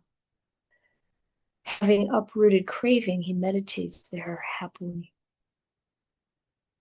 To enjoy themselves, some people need drums, lutes, and cymbals, but I don't need any of those. I'm sitting at the foot of this tree, delighting in the path of the Buddha.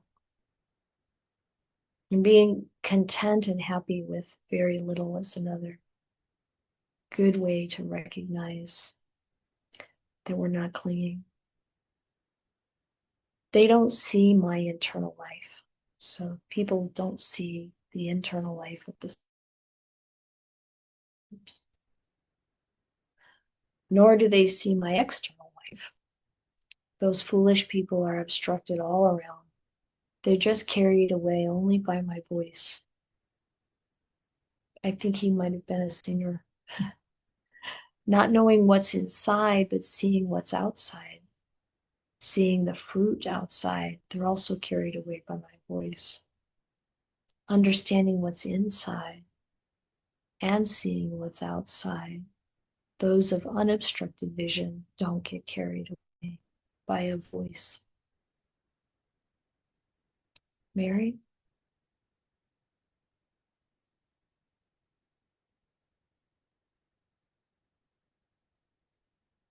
There's the unmute sign.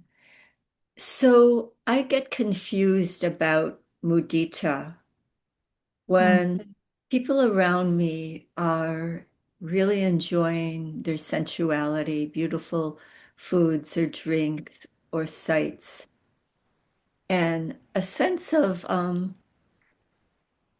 I don't know, I struggle and feel torn at times. I can feel both a little bit of mudita arising in their happiness, but also some disgust in the objects of their happiness. I had a very weird experience. I went to water aerobics the other day with all women.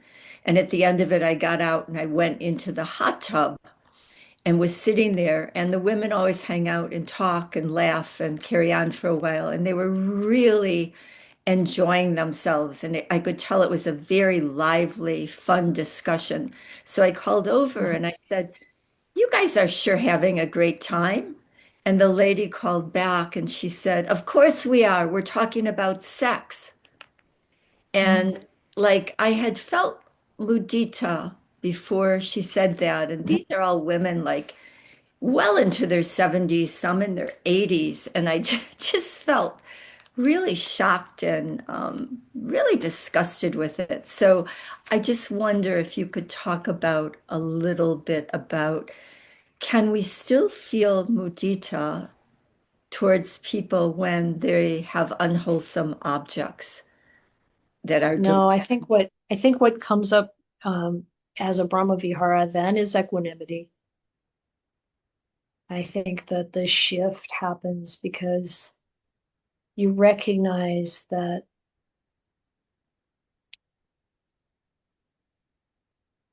sexual desire is so intoxicating.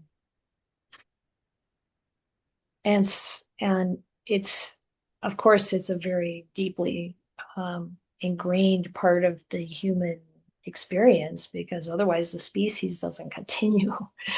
And it's not like there's anything wrong with that. It's natural. However, the intoxication around it is what's off-putting. To be aware that there are those feelings, to be aware of, how that all comes about and operates in human life is fine. But the intoxication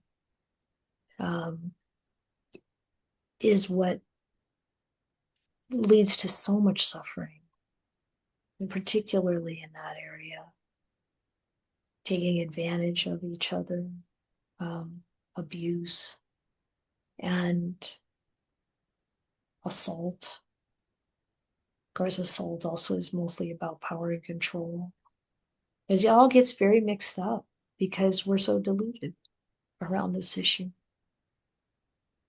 And so it's like when we have those feelings ourselves, if we're in a committed relationship and there's this love between us, just being aware and present. But if we're, lusting after someone we shouldn't be involved with, or we're just, the messages of the world are that it's so great to have these sexual feelings even as you're older. But is it? Does it really lead to anything beneficial? Or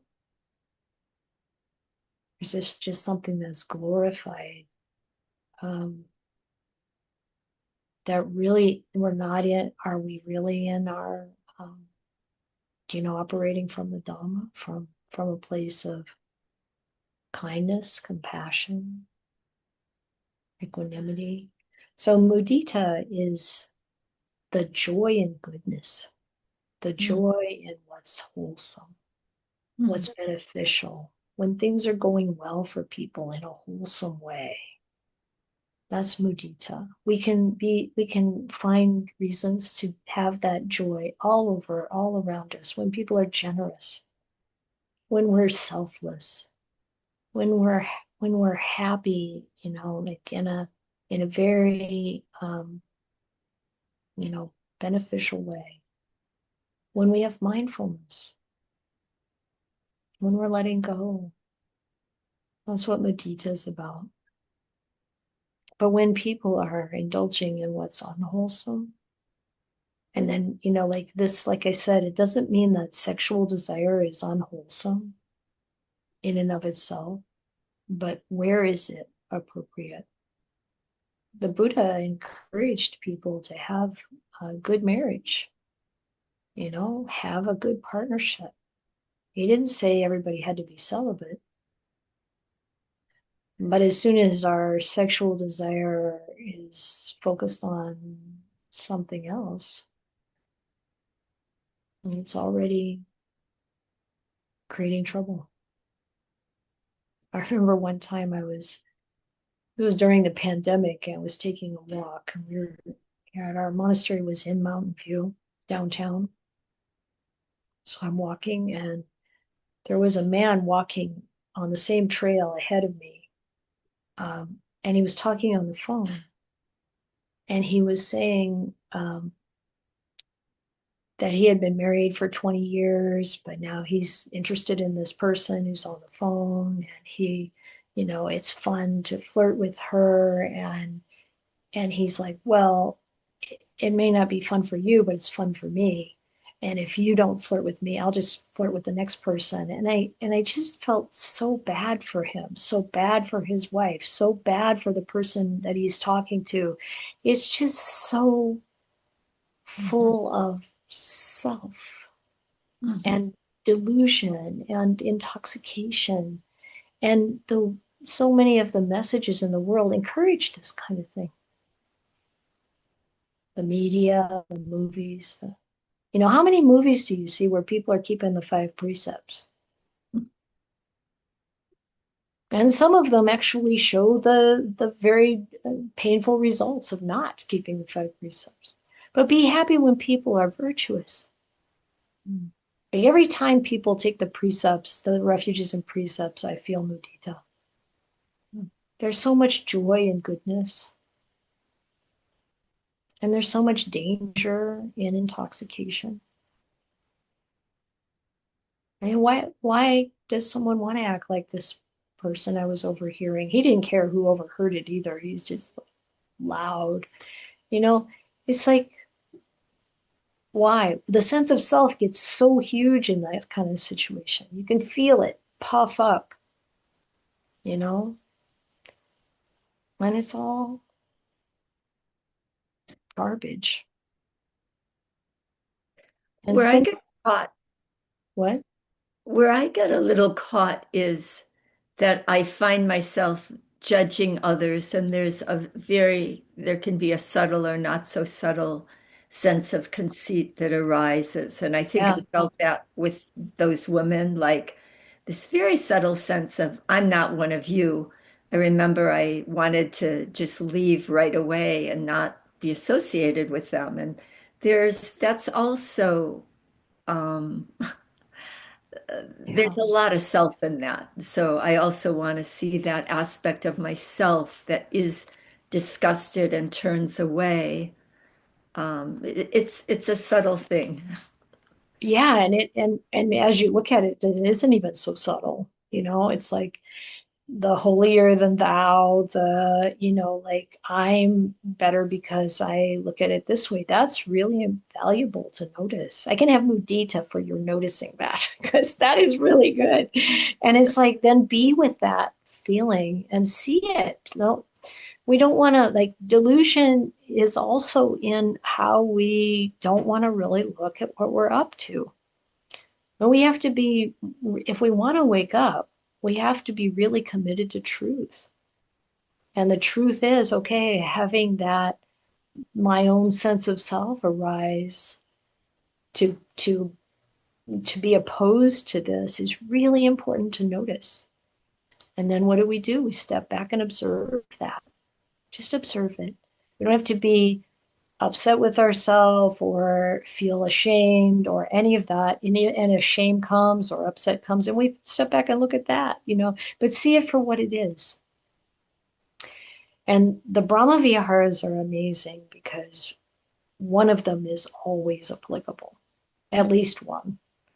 And in this case, it's equanimity.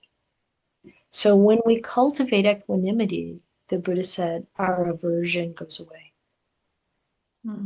So cultivating equanimity, really seeing the whole thing in balance. And this is what this whole conversation is about today. It's really seeing both sides, seeing it for what it is. And not just the surface. So this monk that we're looking at here, he's talking about people they see the surface or their own projections. And we want to look at that in ourselves. What am I projecting onto this? And really investigate how this is all wired in here, so that we get to know ourselves, get to know our own conditioning, and just see it as conditioning and not identify with it. But this is the being that we have the opportunity to make changes. We're responsible for what this thing does, our speech and our actions and our intentional thinking. Excellent.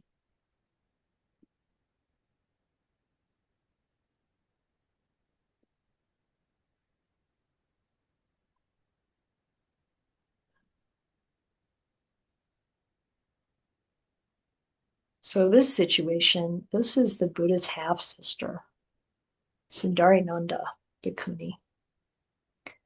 And the commentary tells us that she was very beautiful and that she became a bhikkhuni because she wanted to go with her mother and her other family members that went to the Buddha and became ordained. But she really didn't want to be a nun. She was very caught up in her own beauty. But she came along, like I said, because she wanted to be with her family members. And the Buddha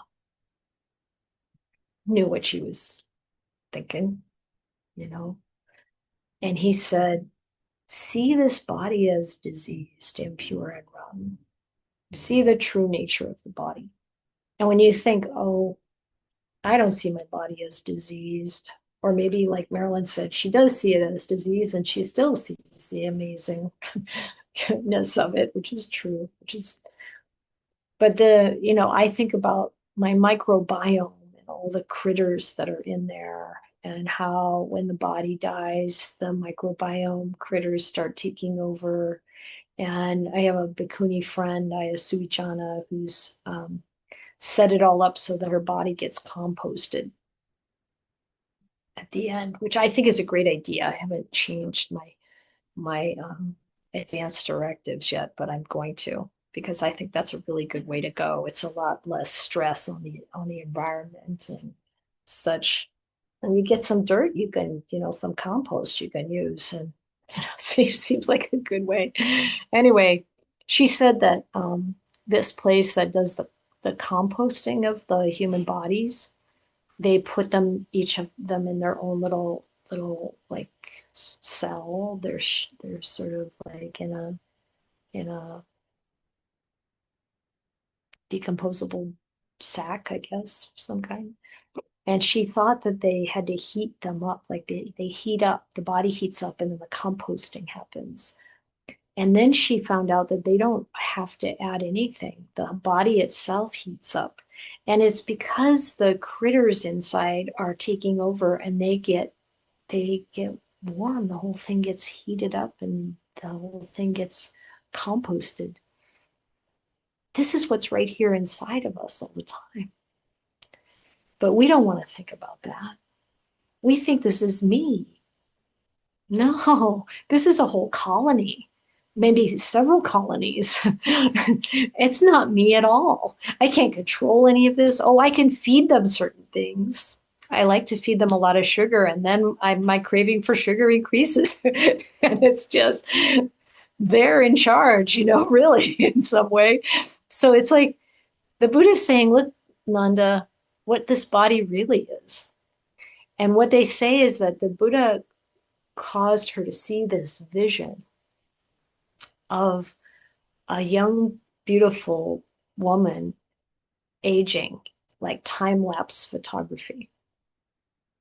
And she saw this vision. And then she knew that was going to happen to her.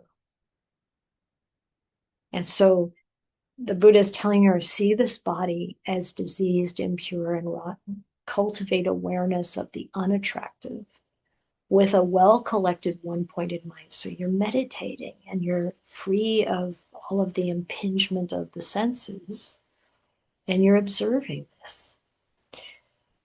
As this is, so is that. This is, you see this in the suttas, and you see this in like the foundations of mindfulness.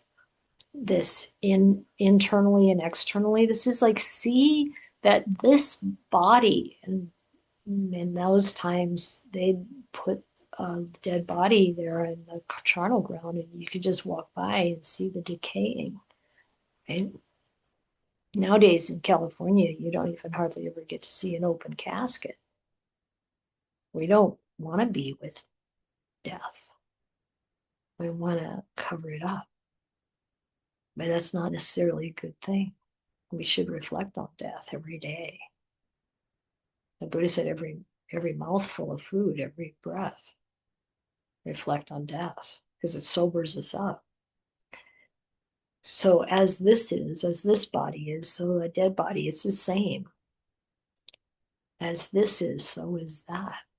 When the dead body, what is in the dead body is also in this living body. Only fools enjoy the vile smell of rotten winds.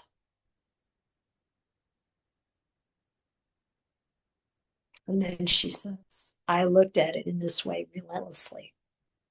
So I'm not going to tell you the whole story, but at one point I was very strongly encouraged by Ajahn Mahabua to practice relentlessly.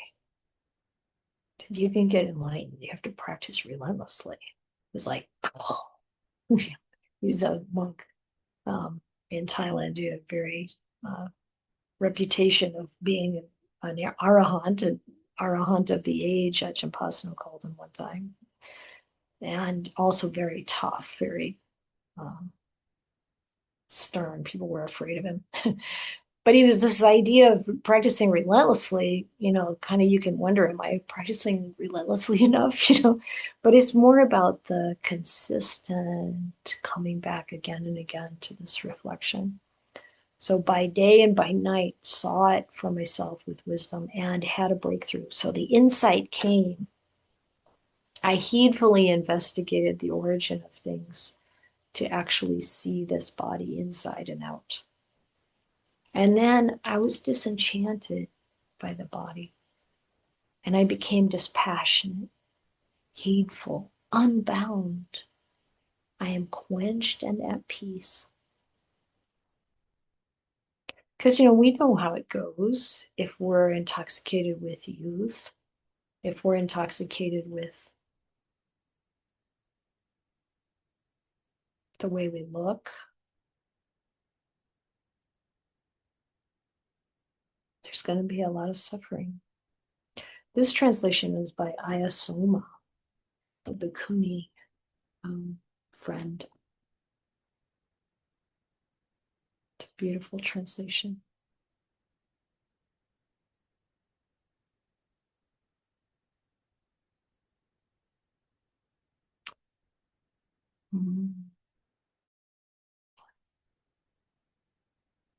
Time. Yeah, good.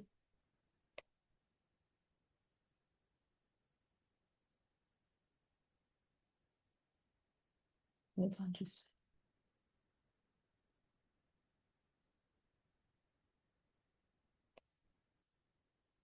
On one occasion, the nun Suba, Suba means beautiful. No, yes, sorry. Asuba is the unbeautiful practice. And we call it the Asuba practice, is looking at the reality of the body. This year, we're taking some of our community members on pilgrimage to Thailand, and we're planning to witness an autopsy. And it's for this practice of really, really engaging with the body, the unbeautiful of the body. The nun Suba, so you put an A on the front and it's the opposite. So this is the beautiful, beautiful bhikkhuni, was going to the delightful Jivaka mango grove. Then suddenly a rogue appeared and stood blocking her way. So this man blocking her way. And Suba said to him, "What wrong have I done to you that you should stand there blocking my way? It's not fitting, sir, that a man should touch a nun." So he's probably got his hand on her. "I deeply respect the Buddha's path." This is what she's saying. "I deeply respect the Buddha's path. The Sublime One has taught us about the precepts. I protect those precepts purely. I am taintless. I am without defilements. So why are you standing here blocking me? Your mind is dirty and my mind is pure. You're a defiled person and I am a taintless person with no lust. I am liberated from every single defilement. So why are you standing here blocking me?" And this man says, "You are still young. You're not ugly. What good will nunhood do for you? Throw away your robe. Come, let's enjoy ourselves in the forest full of blooms. The blooming shrubs release a sweet smell in all directions with the pollen of their flowers. This is the beginning of spring, and the weather is very comfortable. Come, let us enjoy ourselves in the forest full of blooms. The trees are blooming, crests sway in the wind as if they were singing and dancing. You've entered this forest alone. What enjoyment is here for you? The fearful forest is inhabited by packs of predators and surrounded by cow elephants agitated by the rutting bulls." There's a sexual reference for you. "In this frightening great forest, do you wish to walk alone without a companion? Your beauty is beyond compare. You're like a statue of gold decorated by the finest Kasi cloth. Oh, incomparable one, you shine with beauty like a decorated golden statue. You're like an angel in the Chitalata forest. That's a forest of the heaven realms of devas. I'm dazzled by your beauty. If we both were to live together in this forest, I would devote my life to you. Oh, you have crystal clear shining eyes like that of an angel. There's no other person dearer to me than you." Seems a little sudden, doesn't it? "If you will grant my bidding, come and live happily with me in my house, and I will offer you my luxurious palace and servant girls who will always attend to your needs. Then you will wear kasi, the finest of all clothes, and put on flower garlands and perfumes, and I'll make you many ornaments of gold, jewels, and pearls. In that palace, there's a bed made of sandalwood with a comfortable mattress and a well-washed, beautiful coverlet. It's spread with a new, costly woolen quilt. You can sleep very peacefully on this fragrant bed. So why are you living this life of a nun? It's like a blue lotus lake possessed by a demon. Because of your celibate life, you will grow old with your limbs untouched by any man." Suba says, "What is it that you consider substantial here in this body, which is full of filth, filling the cemetery, and is destined to break up? What is it that you appreciate so much when you look at this body?" And he says, "It's your eyes that I appreciate. Your eyes are extremely beautiful, like those of a doe, like those of a nymph, who lives between mountains. When I see your eyes, my desire for sensual pleasures increases all the more. You're like a golden statue. The eyes on your face can be compared with petals of a red lotus. By seeing your eyes, my desire for sensual pleasure increases all the more. You, the one with big eyes, you, the one with pure gaze. No eyes are dearer to me than yours. You, nymph with pleasant eyes. Even if you go far away, I shall always remember your eyes. And Suba says, no, you wish to go by the wrong path. You seek to have the moon as a toy. You wish to jump over Mount Meru. Understand me, the one you wish for is a daughter of the Buddha. In this world, with its devas, its gods, nothing can arouse lust in me. I don't know what lust is anymore. By following the path of Nibbana, I have rooted out all lust. Like sparks from a pit of burning coals cooling down, like destroying a bowl of poison, I destroyed lust. By following the path of Nibbana, I have rooted out lust. You may seduce a woman who is not insightful, or who hasn't seen the Buddha through the Dhamma, but not me. You bother me, as I have realized the true nature of life. Whether I'm insulted or praised or feel pleasure or pain, my mindfulness is well established. I have understood that all conditioned things are disgusting. My mind does not cling to anything at all. Just as you see a picture painted on a wall of a woman colored with paints, if people mistake it for a real woman, it's because their perception is distorted. You are blind. You run after an empty thing, which is like an illusion placed before you by a magician. You run after a golden tree someone had in a dream.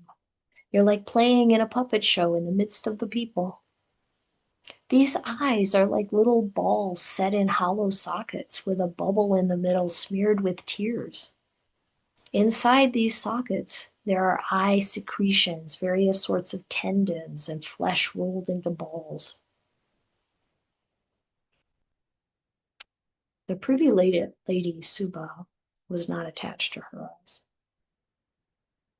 With an unattached mind, Suba suddenly tore out one of her eyes, and she said, "Here, take this eye for yourself," and straightway she gave it to the man. Instantly, his lust ceased, and he begged pardon. O celibate nun, may you recover soon. Such a thing will not happen again. If one tries to attack a noble nun like this, it's like embracing a blazing fire. It is like grabbing a poisonous snake with your bare hands. That person won't gain any happiness. Please forgive me. The nun was freed from the rogue. Obviously, he stepped aside and she went to the excellent Buddha. The very instant she saw the one with great marks of excellent merit, the Buddha, her eye was restored to its former condition.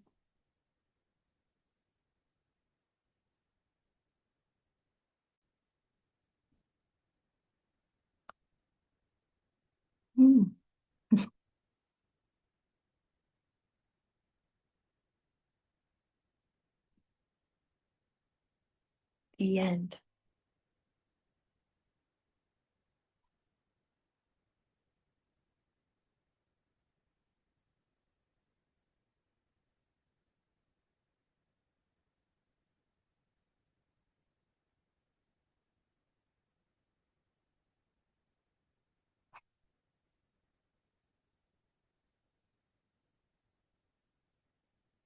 Let's meditate for a little while. Maybe about 15 minutes, and then we'll have about 15 minutes to talk about anything you'd like to talk about.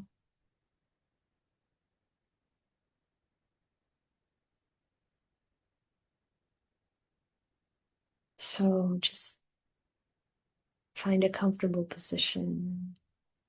Let the things that we've been saying sink in. They're just words. Sankharas, like everything else in this world, but Our words matter.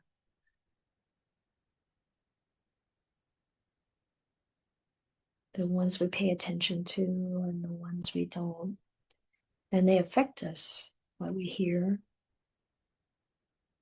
what we see. And just notice how this session is affecting you, what it's like to be present with the way it is right now.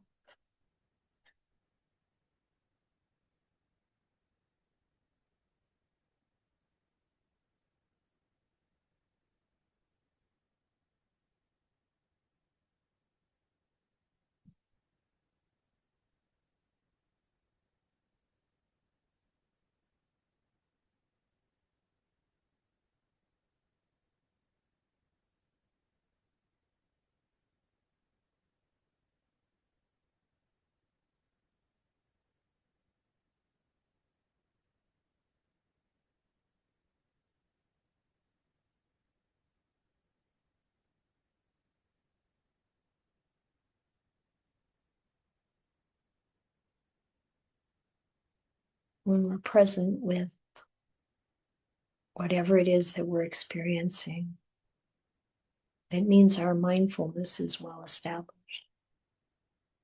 We're seeing, knowing our experience from a little bit of a distance. It's like stepping back and really being with what it's like right now.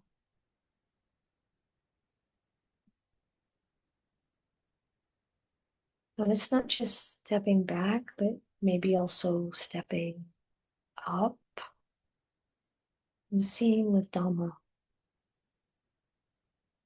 We can do this any moment with any experience.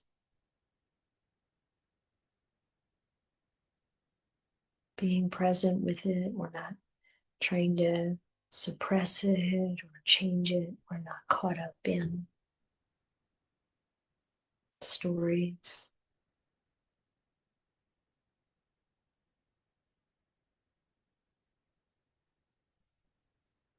We're just aware. This is awareness.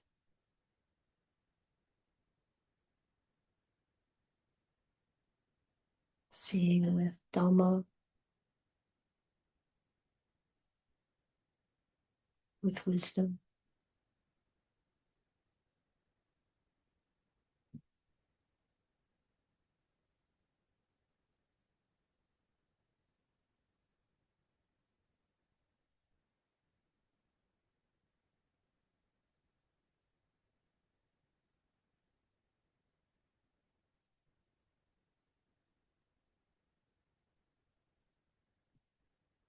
And one thing we can notice whenever we take this position of witness is that the awareness is not caught up in what we're feeling, what we're experiencing. No matter how strong it is, how impactful, when we step back, step up, and we see it the way it really is, we experience it. It's hard to put words to it because we can really go beyond words with our mindfulness, with our awareness.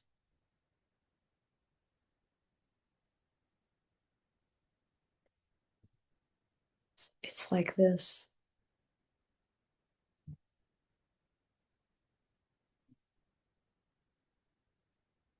And the witness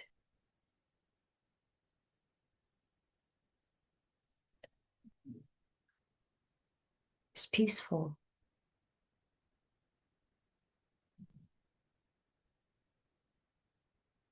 equanimous.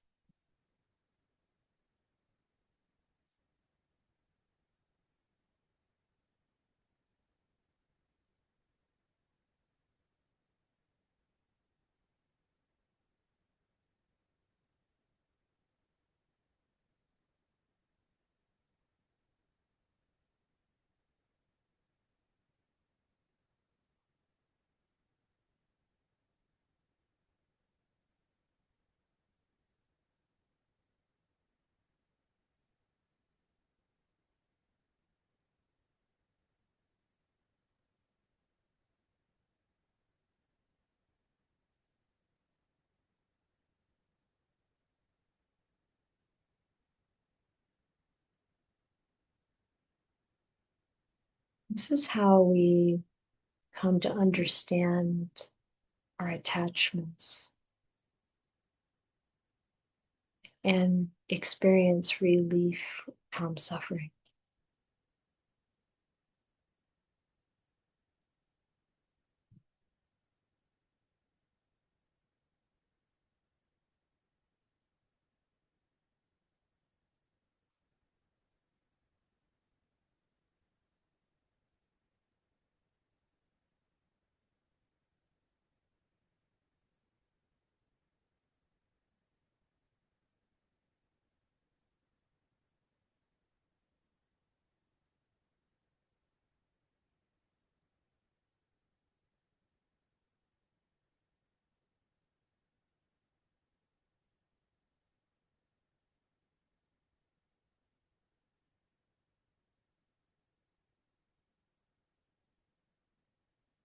It's a gentle practice.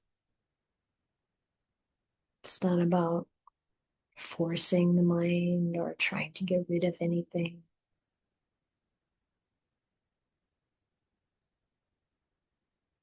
Just awareness, mindfulness, and clear comprehension of the way it is in this present moment.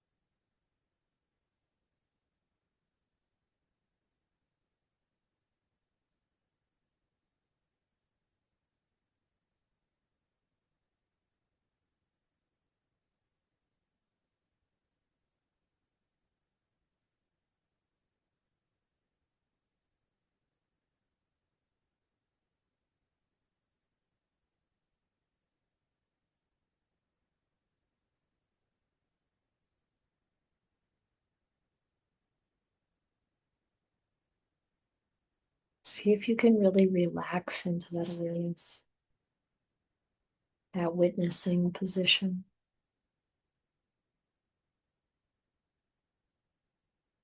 Letting go, being present with, but also letting go.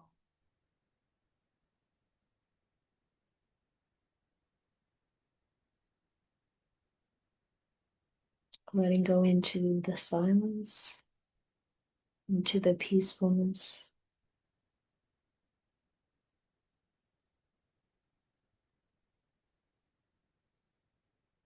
Aware of what's arising and ceasing without attachment.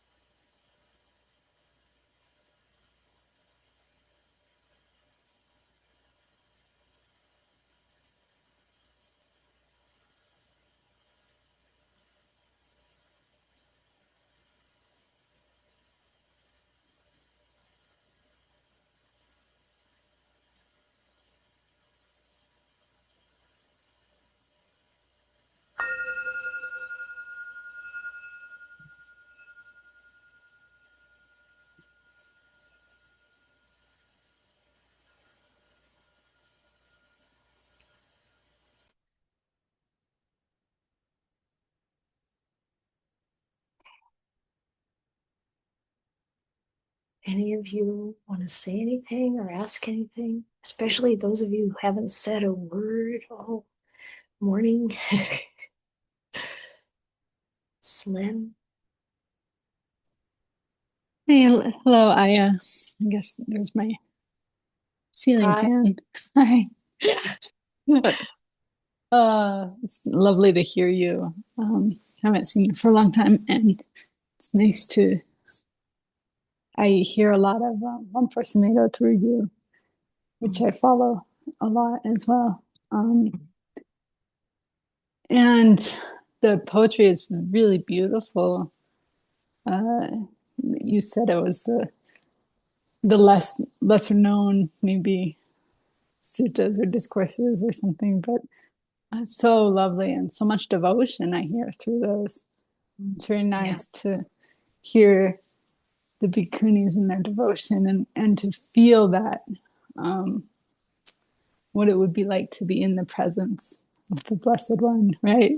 Yeah, really shining, really single-minded, single-pointedness.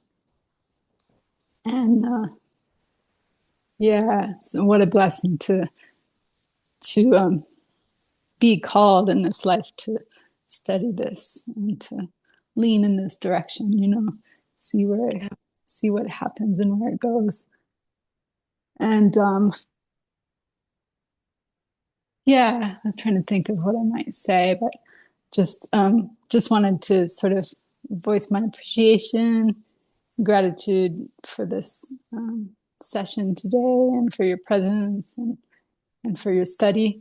Obviously, you're working the program, and I appreciate that. I'm working the program here in Colorado. My husband and I are traveling, and we've been spending 2 days a week in retreat, doing silence and of course following our precepts and doing our morning and evening chanting, and really following what we were inspired when we lived near Temple Forest Monastery and hung out with those monks, and really to live as close as we can in this monastic kind of way as lay people. So I really appreciate you, and just wanted to send my hello and greetings. And nice to see you. I hope to be connected somehow. Yeah, as I am. Thank you. Yeah, thank you, Lynn. Yeah, don't ever think that lay life is a barrier to awakening. It depends on how you use it. And when we study the suttas, we're definitely given the idea that it's more likely as monastics and all of that. And I don't know, nowadays it feels like there's so much teaching available for all of us. And there's also a lot of times our lay life can be organized so that we have quite a lot of time for practice. So just really use every possible advantage you have to take it very deep. And set your heart on awakening. Yeah. Any last question or questions? Yeah, Paula.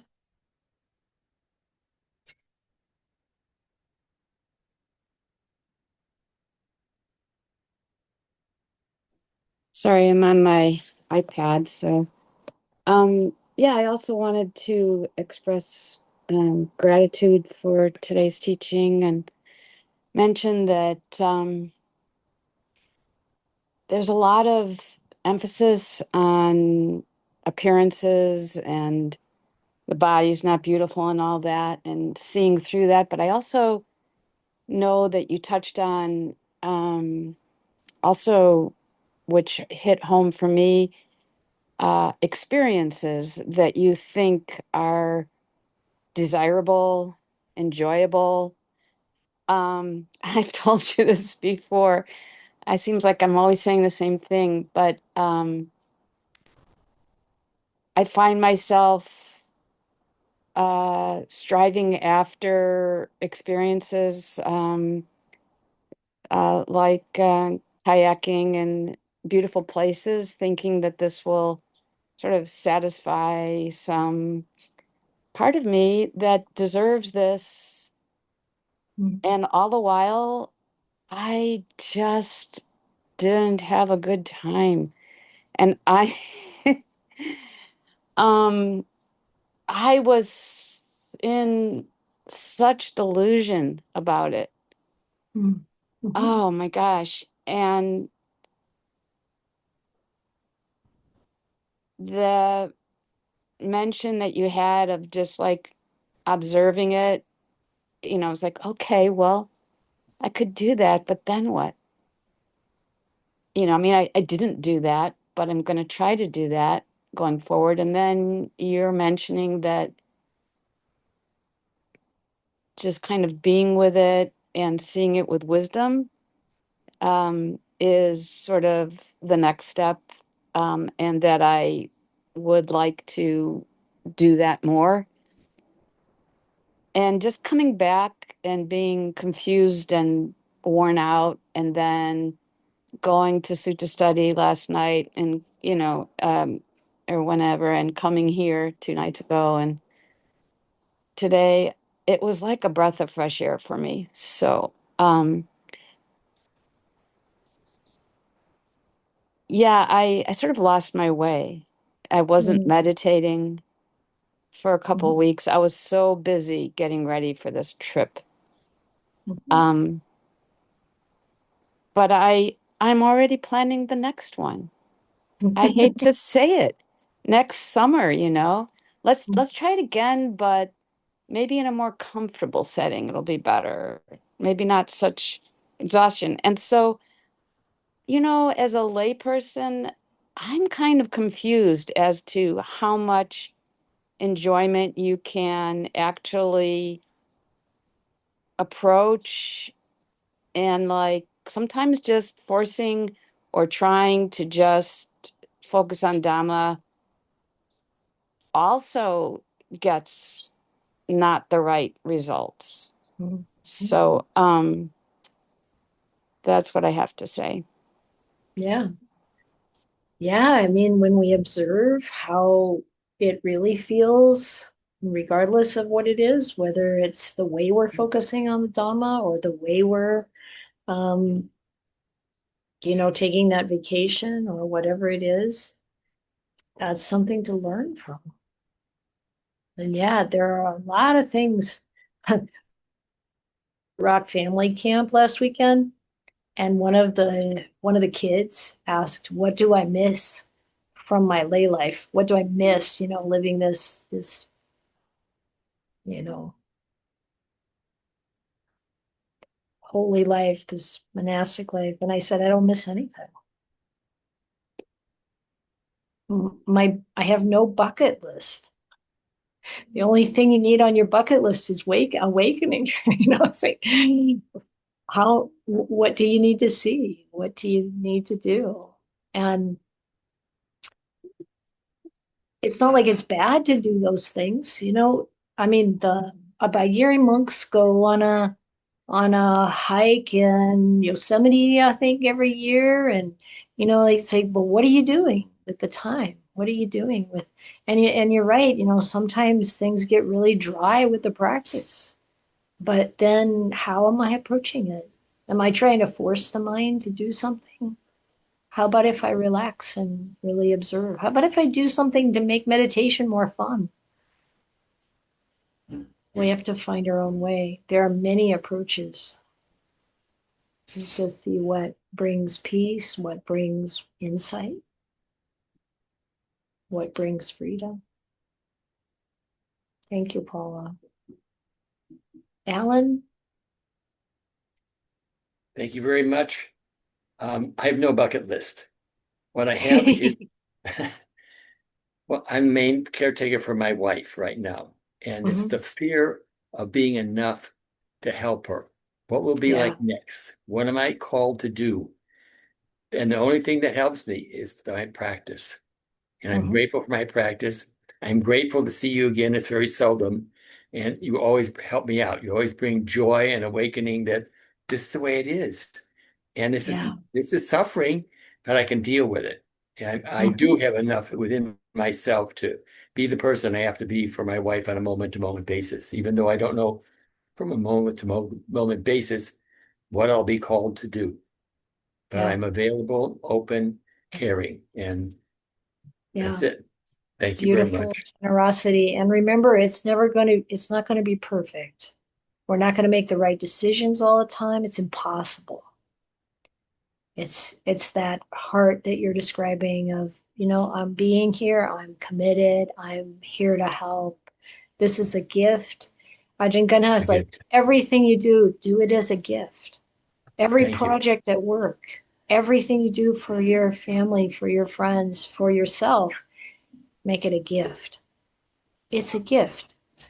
It's a gift. However it lands, we can't control. Whatever the outcome is, we can't control. We make our best stab at it, do the best we can, without not the anxiety of I have to do the best, just this is a gift. Yeah. Thank you, Ellen. Thank you. That's very helpful. Thank you. Yeah. I think I'm going to turn this over to Rob. Thank you all for your practice and your attention. I'm very happy for you that you're walking this path. Take care.